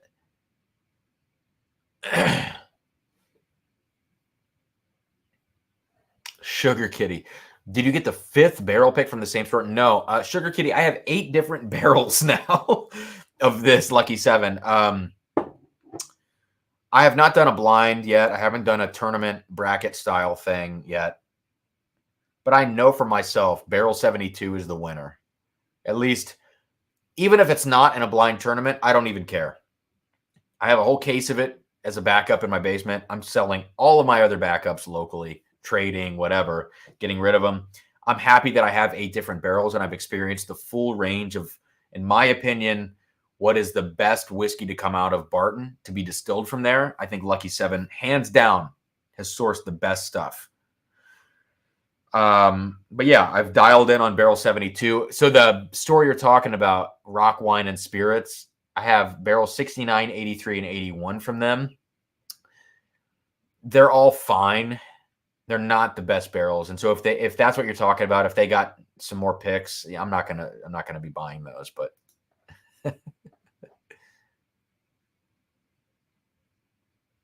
all right. Let me catch up here. All right. Sorry, guys. I'm going full nerd mode now. Let me remind everybody in the chat. You can see down here, we've got a giveaway this evening. So get those super chats in. We're going to draw, whenever the stream is winding down, maybe around 10 p.m. I don't know when it's going to be, for this Middlewest wheated bourbon. It's a 4-grain wheated bourbon, cask strength single barrel, a barrel that I helped pick with Entry Proof, the Entry Proof podcast, which is Drew P. Whiskey and Abandoned Bourbon, Brian Bikey. We picked this last summer. These just came in. I have some bottles to give away. I want to give one away tonight, and they're so freaking good. It's like Stagg Jr., a little less sweet, a little more interesting and savory. Proof, 126.9. Really good stuff. Drinks more like 135, to be honest with you. This is how many points I scored in Matt Madness last week, or 2 weeks ago. Anyways, nice. So, Calumet Farm 16.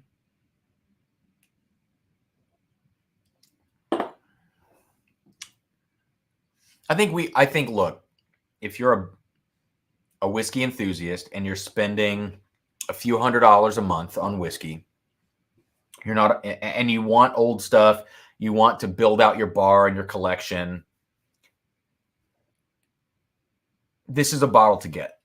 That's what I should say. Like, I'm glad I own this bottle. I will share this bottle. A lot of people will enjoy it. I will also enjoy it, but it's not my special occasion bottle. That's going to go to, you know, Old OKI, King of Kentucky, Elijah Craig A117, pirate bottle stuff. But it's a really good old whiskey. All right, so $150 is not out of the realm of possibility, especially for a 16-year. $10 a year is what we should expect to pay for whiskey, in my opinion, especially once you get over that 6 to 8 year hump. $10 a year is not bad. Sugar Kitty says that store's very close to me, and they have yet another pick, Barrel 19. They're raising prices, though, and playing games. Yeah, they started playing games on their website, too, by tiering the prices based on the proof of the barrels. You know, whatever. What's up, Nick? Good to see you, man. Carl, Uta, and I did a bracket of every bourbon that we got for under 30. Our hands down one was Cooper's 100. Yeah, that's it. It's really good. All right, let's keep working on the Infinity Glass. What do we have next? Got these done. Is it time for Larceny? Let's do one quick thing before we go to Larceny B522. Let's check this Journeyman distillery out. Let's get a little water in my system before we do that.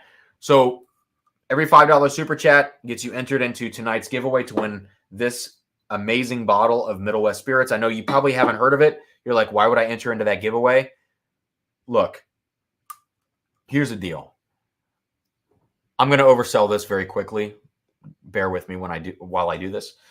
I do not give away whiskey on this channel, whether it's bottles or samples. I do not give away whiskey that I do not love.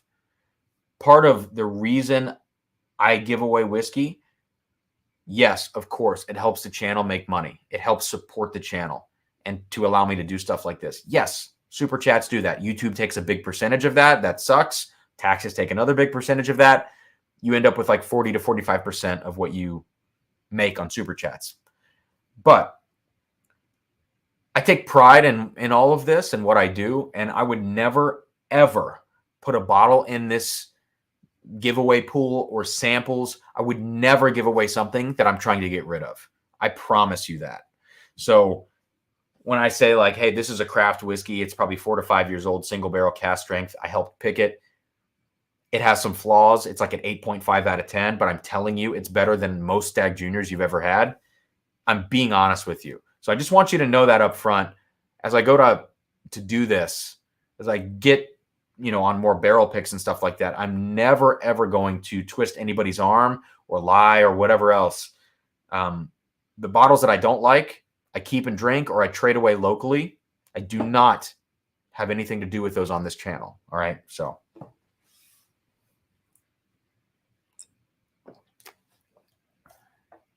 Oh, Nick, what Nick says, this pick of Middlewest Spirits is so good. Thanks, man. Yeah. I've never shipped to Canada, but I mean, I'm totally open to shipping to Canada as long as I know it's not going to get picked up at customs. I don't know how to avoid that. All right.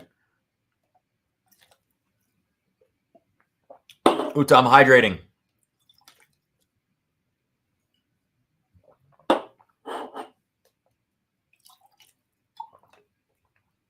Mark Royland, thank you for the super chat, man.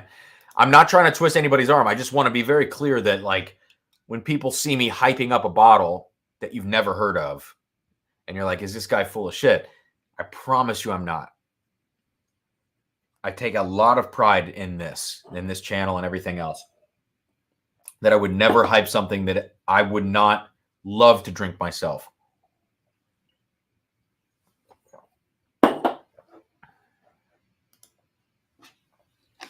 All right. Last bottle before we get to a Larceny barrel proof flight, including the newest batch. It's going to be this Journeyman Distillery Corsets, Whips, and Whiskey, which is an interesting name for a whiskey. This is a single barrel pick. I picked this up in Michigan last week, and I was very excited to see it because Fred Minnick has hyped this stuff up. He thinks it's a top of class wheat whiskey in the United States. I did not, unfortunately, get a chance to try the Parker's Heritage Collection Heavy Char Wheat Whiskey. I'll only ever see that secondary. I don't have $900 to put down on that bottle, so it is what it is. The other one I would love to see from Heaven Hill is the Old Fitz 17. That's a dream bottle for me. But again, I don't have the $800 to put down on that right now. So because Fred has been hyping this up so much, I decided to go for it. Here's the deal. It's a single barrel pick. Because of that, it could be a great pick or it could be a terrible pick. I met the owner of this place, the A&L Wine Castle in Ann Arbor. This bottle is 4 to 4.5 years old. The barreling date is late 2017. It was aged in a 30-gallon barrel. So I've talked a lot about 30-gallon barrels already on this stream. They tend to give a little more savory quality, heavier oak influence. You get kind of some funk from that 30-gallon barrel. And you have to manage it very carefully when it comes to pulling it out. So yeah, this is a 100% wheat whiskey. And Fred Minnick loves it. I paid $65 for this. All right, some super chats. Thanks, guys. Adam Olson, all class, $10, 2 entries. Thank you so much. Amy, are you still here? I just want to make sure you're keeping track of these super chats and that you are still here. Top Dog, sorry, Paul. Again, I agree with your palate. You have great reviews, and I agree with your palate. Thank you for the super chat, Top Dog. Yeah. Carl says, that's a name. Corsets, Whips, and Whiskey. I'm going to have to tell Sarah about this whiskey. No, I'm just kidding. Okay, Amy is here. Thank you. Cool. So a lot of wheat whiskeys, people talk about bubblegum flavors as being kind of a quintessential wheat whiskey thing that happens. So let's look at this. The color is as dark as it looks. Again, that kind of like ruby amber type color. And you have to take that with a grain of salt when you're dealing with 30-gallon barrels because it's just a smaller barrel. Wow, lots of alcohol on the nose here. Whew. It's hard to get past it, honestly. Proof on this single barrel is 114.9. That's not that high. This smells like 130 proof. All right, I'm going to just taste it first.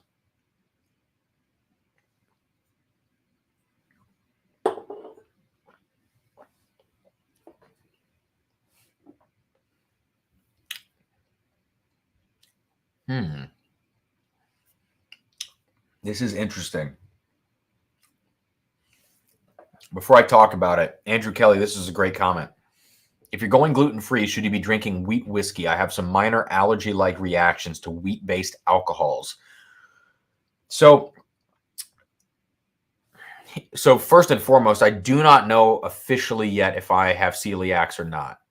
When they scoped me, stomach looked fine, small intestine looked fine, which suggests that maybe I don't have celiacs. Although when I went gluten-free, my symptoms improved drastically.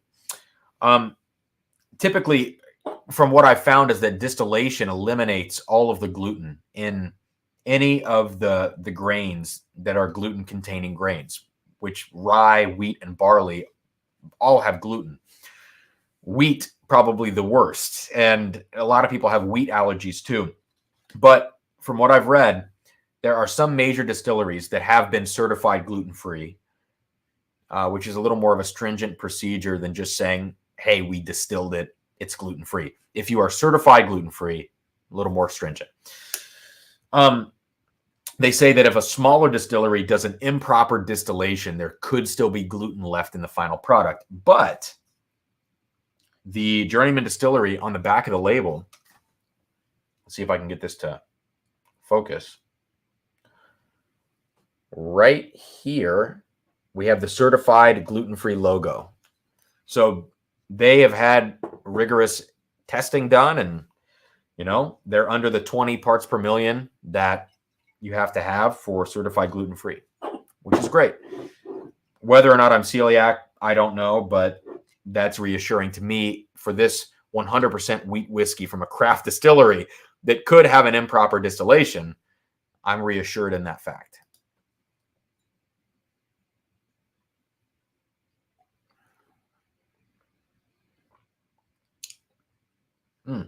All right. So let's talk about this. This is an example, this particular single barrel pick of Corsets, Whips, and Whiskey. This is a little too savory for me. 30-gallon barrels impart a lot of savory notes to a whiskey. The smaller surface area, the more impact that oak has on the whiskey.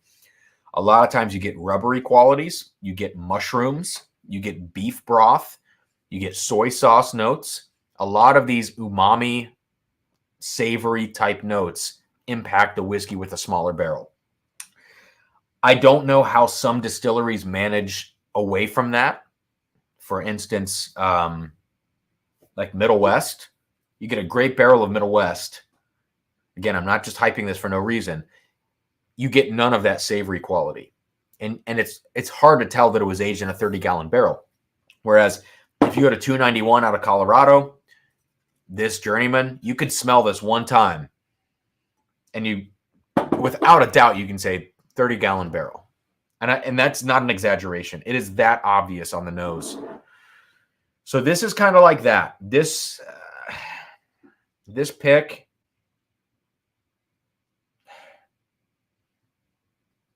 it's just kind of rubbery. It's like dark cherry, cinnamon, prunes in syrup, but it's just rubbery at the end of the day.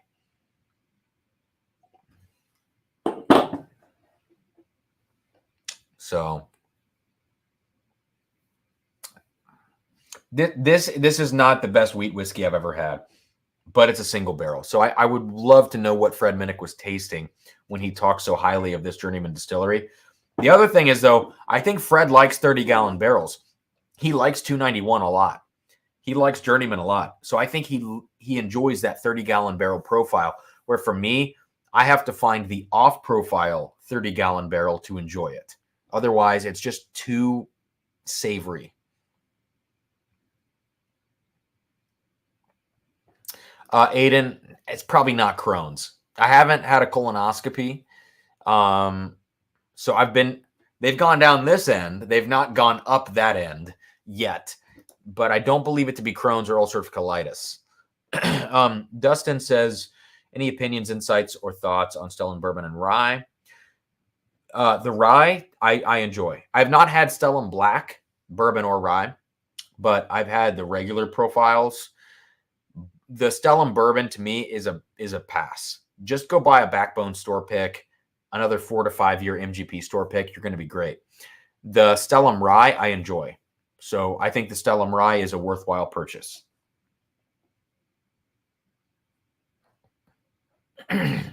David says, maybe you have too many good bottles disease. I know that. So at this point, I have probably between 500 and 600 bottles. And I am spoiled in that, like, any given night, I'm like, I'm going to have some Michter's 10 tonight. I'm going to have some Old Forester 117. Wrap it up with a Four Roses Tier 6. I do know that I don't want to say privileged in that sense. It's like I paid a lot of money for these bottles, but I know the money I've spent. I know the bottles I own. I do try to stay in touch with the $30 to $50 bottles that are out there. So when I do complain about like a $65 barrel pick of this craft wheat whiskey that has a lot of hype, I try to keep everything in perspective. I think context is so important. So for me, you know, I'm always trying to put things in context.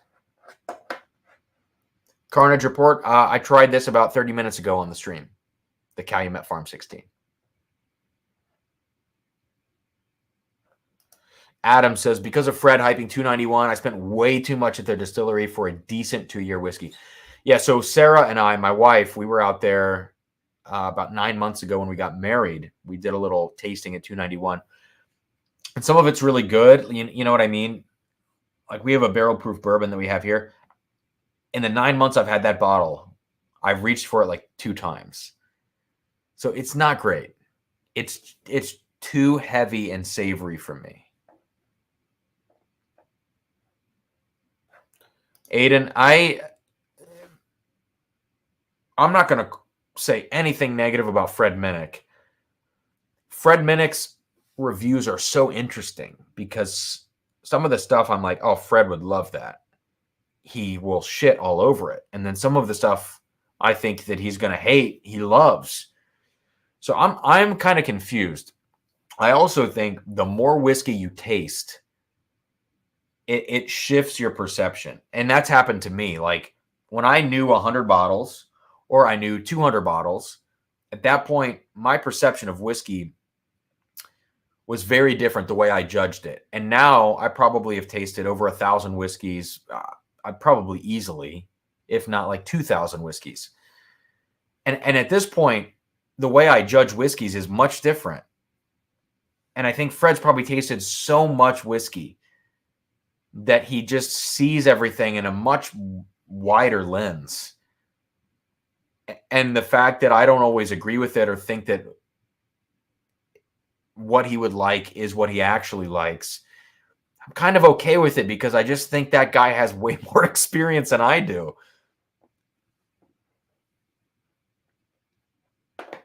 Don't trust a man wearing... I love the ascot. I'm sorry. Are You Schlammered says, what is the best $100 or under $100 rye in your opinion? If you want to go budget on this, if you want sweet, Old Forester 100. If you want kind of traditional rye, Emerald Giant from Redwood Empire. Those are both like $30 bottles. Redwood Empire might be like 40. Let me turn around and look at my shelf very quickly. We have fireworks going off outside. That's interesting. It's what month is it? It's June. Yeah, whatever. Starlight. If you can get a single barrel pick of a Starlight rye, or particularly a double oaked Starlight rye, holy crap, you have to buy that. $55, $60, $70. Amazing. You know, I'm blanking. I don't drink a lot of like lower end rye whiskeys, unfortunately. That's one where I feel like I have to pay a certain price to get a good rye. Sagamore. Sagamore is the answer. Go buy a Sagamore cast strength or 8-year or barrel pick rye whiskey. Amy.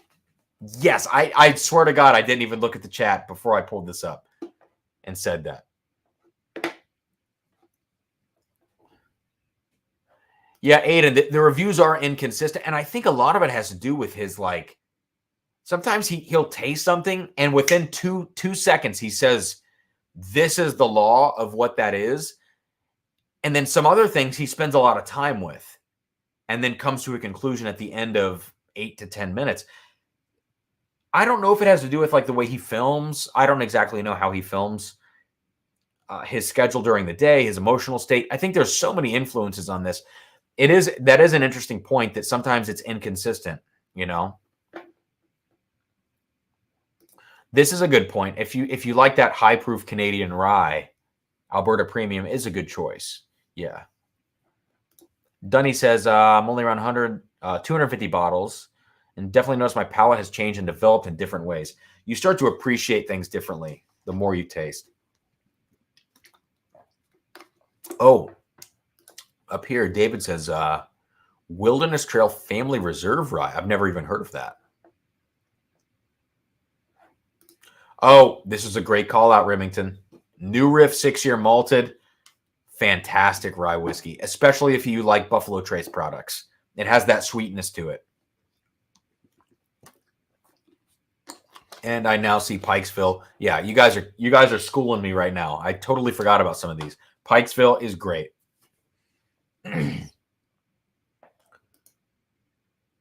There you go. This is a good point. Thanks for posting this, Carl.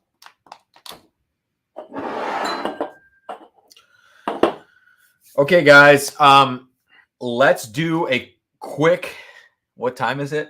It's exactly 10. Great. Let's do a quick Larceny flight. And let's get out of here. All right. So before we start this flight, it won't be my last plug, but one of my last plugs for tonight's giveaway. This barrel that I helped pick of Middlewest Wheated Bourbon 4-grain, cask strength, obviously single barrel, 126.9 proof. I'm telling you, this thing beat out Stagg Jr. Batch 17 for me yesterday. It's a fantastic bottle of craft whiskey from here in Ohio. I'm giving one out tonight. I might give out 2 tonight. I don't know. We'll see. We'll see how many entries we have in the giveaway, but I'm definitely giving 1 out tonight. So get those super chats in, and we'll draw for it at the end of the stream. Okay. All right. Let me grab these Larcenies, and let's do this.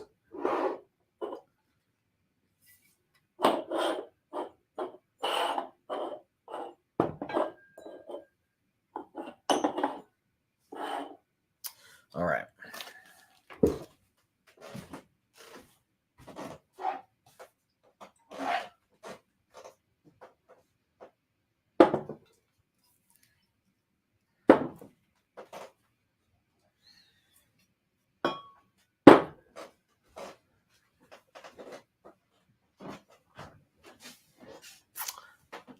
Guys, thank you so much for hanging out tonight.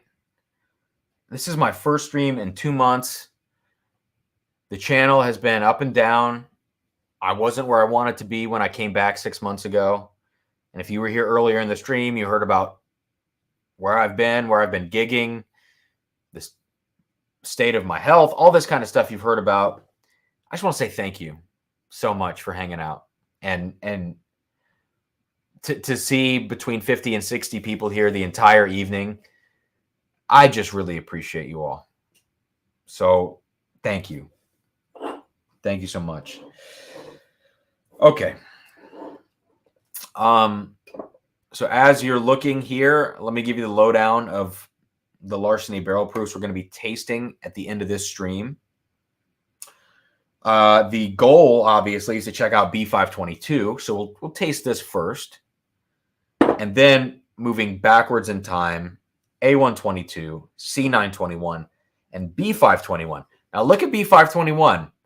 I've worked down almost half the bottle because I think this is a decent batch. C921, A122. These are relatively full, although I haven't tried them very much. So let's pour these out. And let's see how these things stack up. And then for Whiskey Nose, I will blend A122 and B522 because that was what the recommendation was.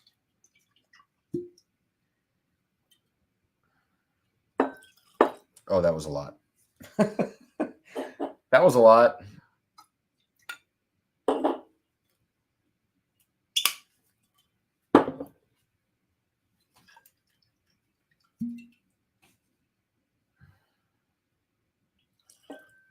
All right.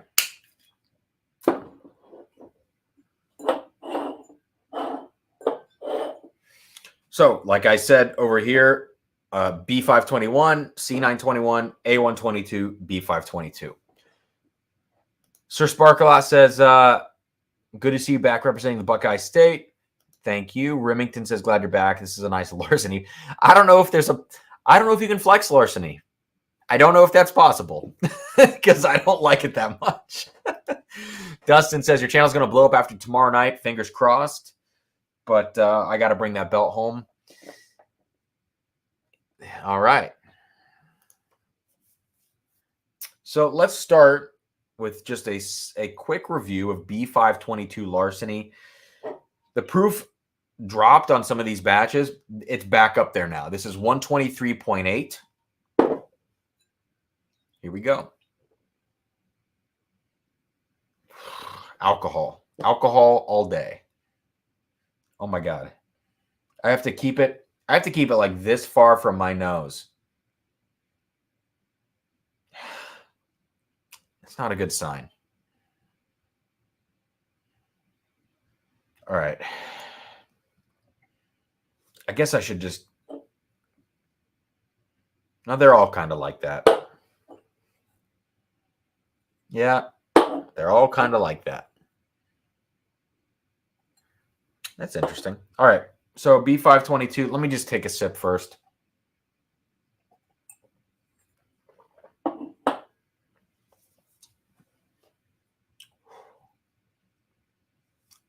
Hot. Oh my God. Okay. I opened this the other day and I, pulled the thing off, popped the cork, and I smelled it. And it smelled really good. It smelled like brown sugar and cherries. Really great caramel notes. And I was excited for Larceny B522. And it feels to me now like we've gone back to the same young, nutty, alcohol-forward thing that has defined all of the Larceny barrel proofs to this point. But I'm going to give this a fair shake. All right, so B522 now is just really, really hot.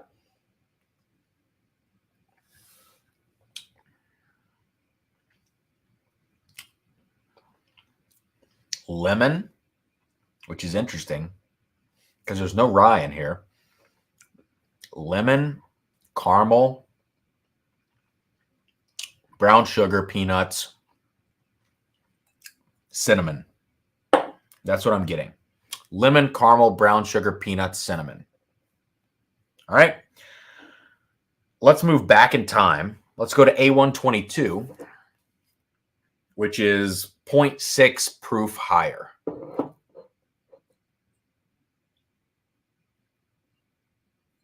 That's a nicer nose, actually. Whew. So much alcohol on B522, but A122, even at a higher proof, more approachable,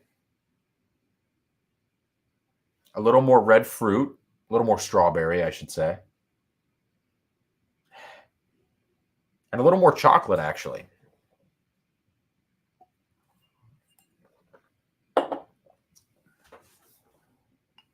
Wow. Wow, that's hot, but the overall arc of that whiskey from front to back, I think, is better than B522. I think A122 is a little bit better. But I don't know yet. Let's do another nosing side by side.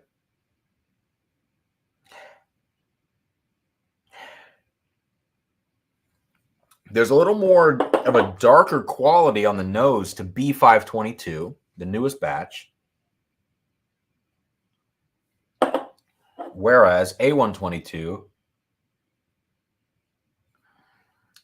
is a little brighter, but the drinking experience was much better.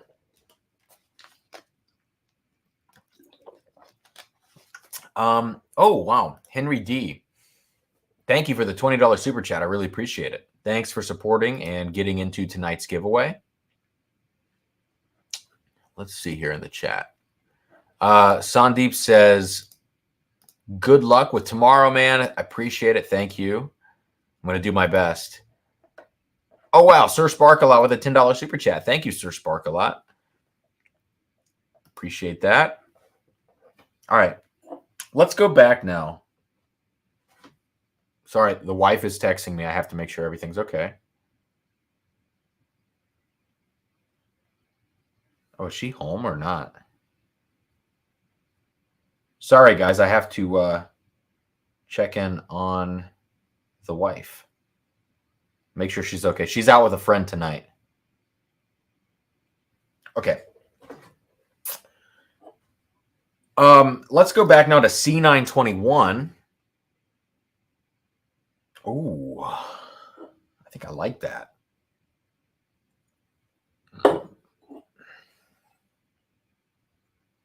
Yes. All right. So far on the nose, C921 takes it. That's a lot of chocolate. If you go back to A122, you're getting those brighter notes. I'm getting a lot of lemon and sawdust. And then to B522, the newest batch, you just kind of add nuts and more caramel to A122. But C921, orange and chocolate. I like that. Yeah. That is, it's almost, C921 tastes like Booker's, like a decent Booker's batch. All right. Now, all the way back in time to everybody's favorite B521, which was low proof, 121 low. And this one had a lot of sweetness to it from what I remember, but a little bit of grassiness. Yeah, right away. Sweet vanilla, but grass.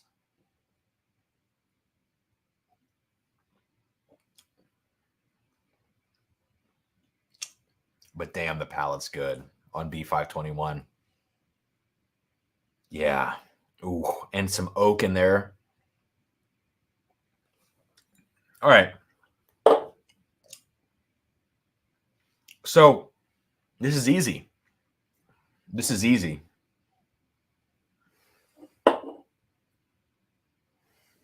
Maybe. Number one, B521. Even with the grassiness, it's the best.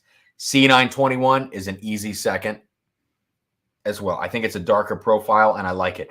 Let me figure out how I feel between A122 and B522, and I can give a final kind of breakdown of this lineup.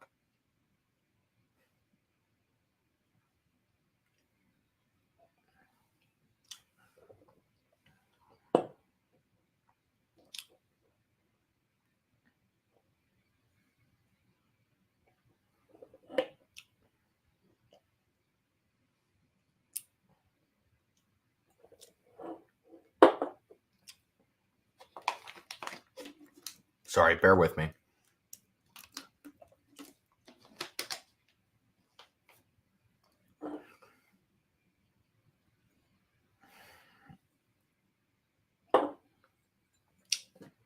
All right.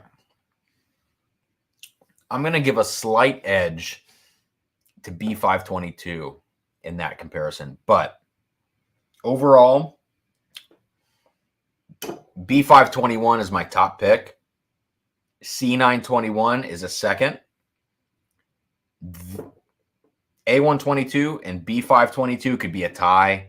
I'll give third place to B522, but it's so close. It depends on whether you want nose or palate between these two.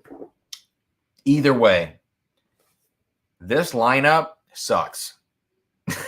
And I don't even hate to say it anymore. Heaven Hill is kidding themselves with this release. They ship these to stores in 3-bottle cases, not 6, 3. Their exclusivity on this is insane. And it's 6 to 8 year wheated bourbon, I should say, from Heaven Hill, blended. And it just needs to be older. It's not good. None of these are good. The best Larceny barrel proof pales in comparison to the worst Elijah Craig barrel proof, which is B521. Ironic that the best Larceny is B521, and the worst Elijah Craig barrel proof is B521, at least to me. But this is not a worthwhile release, and we should stop chasing it. They need to get this together. It's not bad whiskey, but to be what it is, three bottle cases. I've said this so many times. I feel like a broken record. $50, $60 MSRP, which is kind of cheap for a barrel proof wheater. This is not good. All right, so to please Whiskey Nose, I promise I'm going to get to the chat in a second. I'm just drunk. I'm rambling. I'm going to blend A122 and B522, which were my third and fourth place. He said this is a great blend. Let's try it.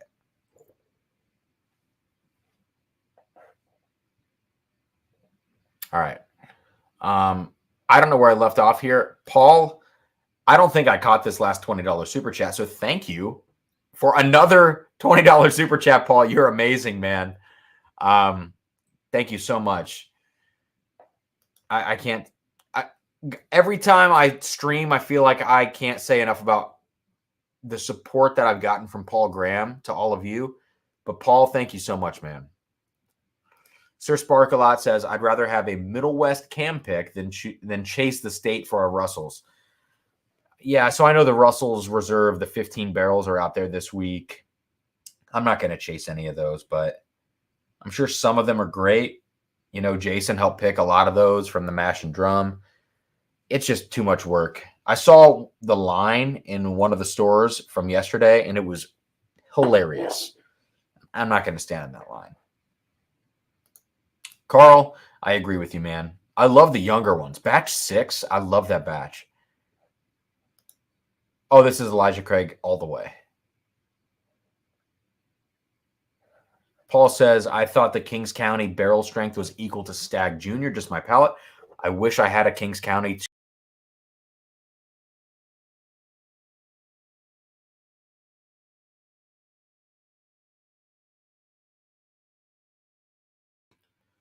Sorry, guys. My stream cut out again. I don't know why that happens. Paul says, I thought the Kings County barrel strength was equal to Stagg Jr. Yeah, I wish I had one to compare to that. Sir Sparkalot, I agree with this. David says, I enjoy B521 when it has opened up. I don't know if that's Larceny or Elijah Craig.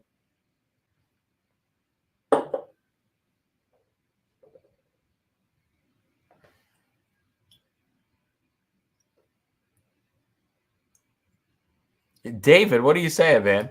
Cam has turned into Fred Minnick. How am I turning into Fred Minnick? Do you recommend Dickel Leopold? I have not had the Leopold blend. Look, I have the Leopold Bros 3-chamber rye, and I don't like it. I spent $250 on that bottle, and I do not like it. I will revisit it. I will make a video of it soon, but I don't like it. Yeah, Jay, there's no reason to chase a lot of what we chase at this point. All right, here's the A122 and B522 blend.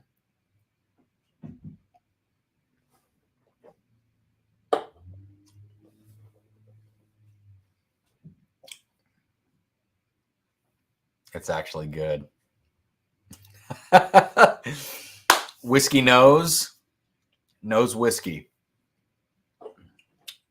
That's actually really good. Lemon cake, lemon oil, chocolate caramel, a little bit of nuttiness.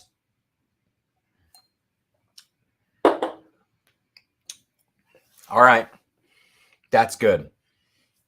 That is good. Let me compare it to B521.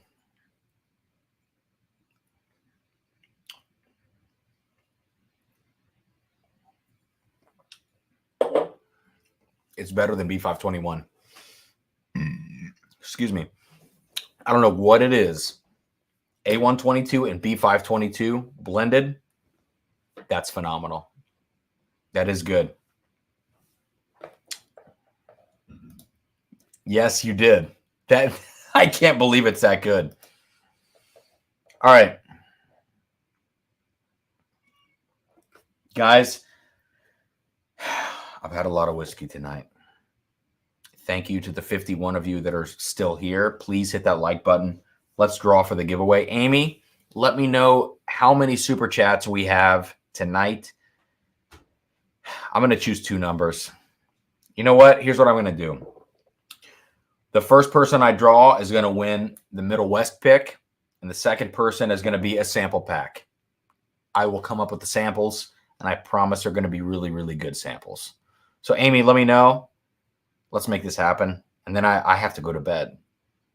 Look at my eyes. It's been a long night. I have Map Madness tomorrow. I have to win. I have to slay the savant.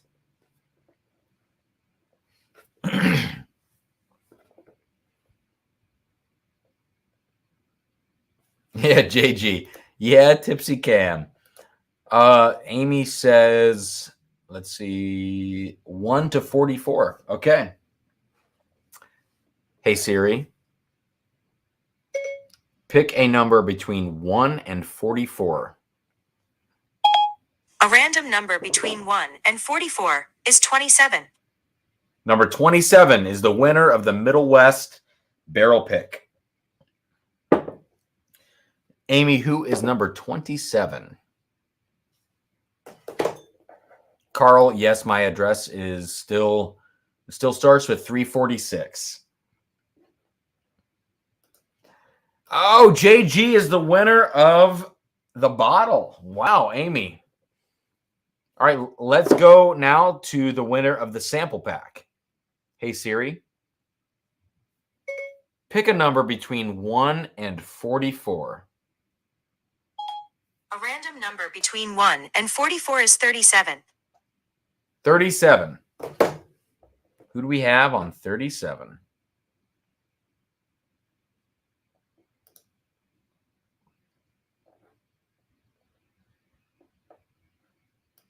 Top Dog, if he doesn't get one, I'll probably just send him one anyways, if I'm being honest. Or a bottle. I don't even know. 37 is Paul Graham. Paul, you're getting some stuff. Paul's getting some stuff. That's all I'm going to say. All right. So, all right.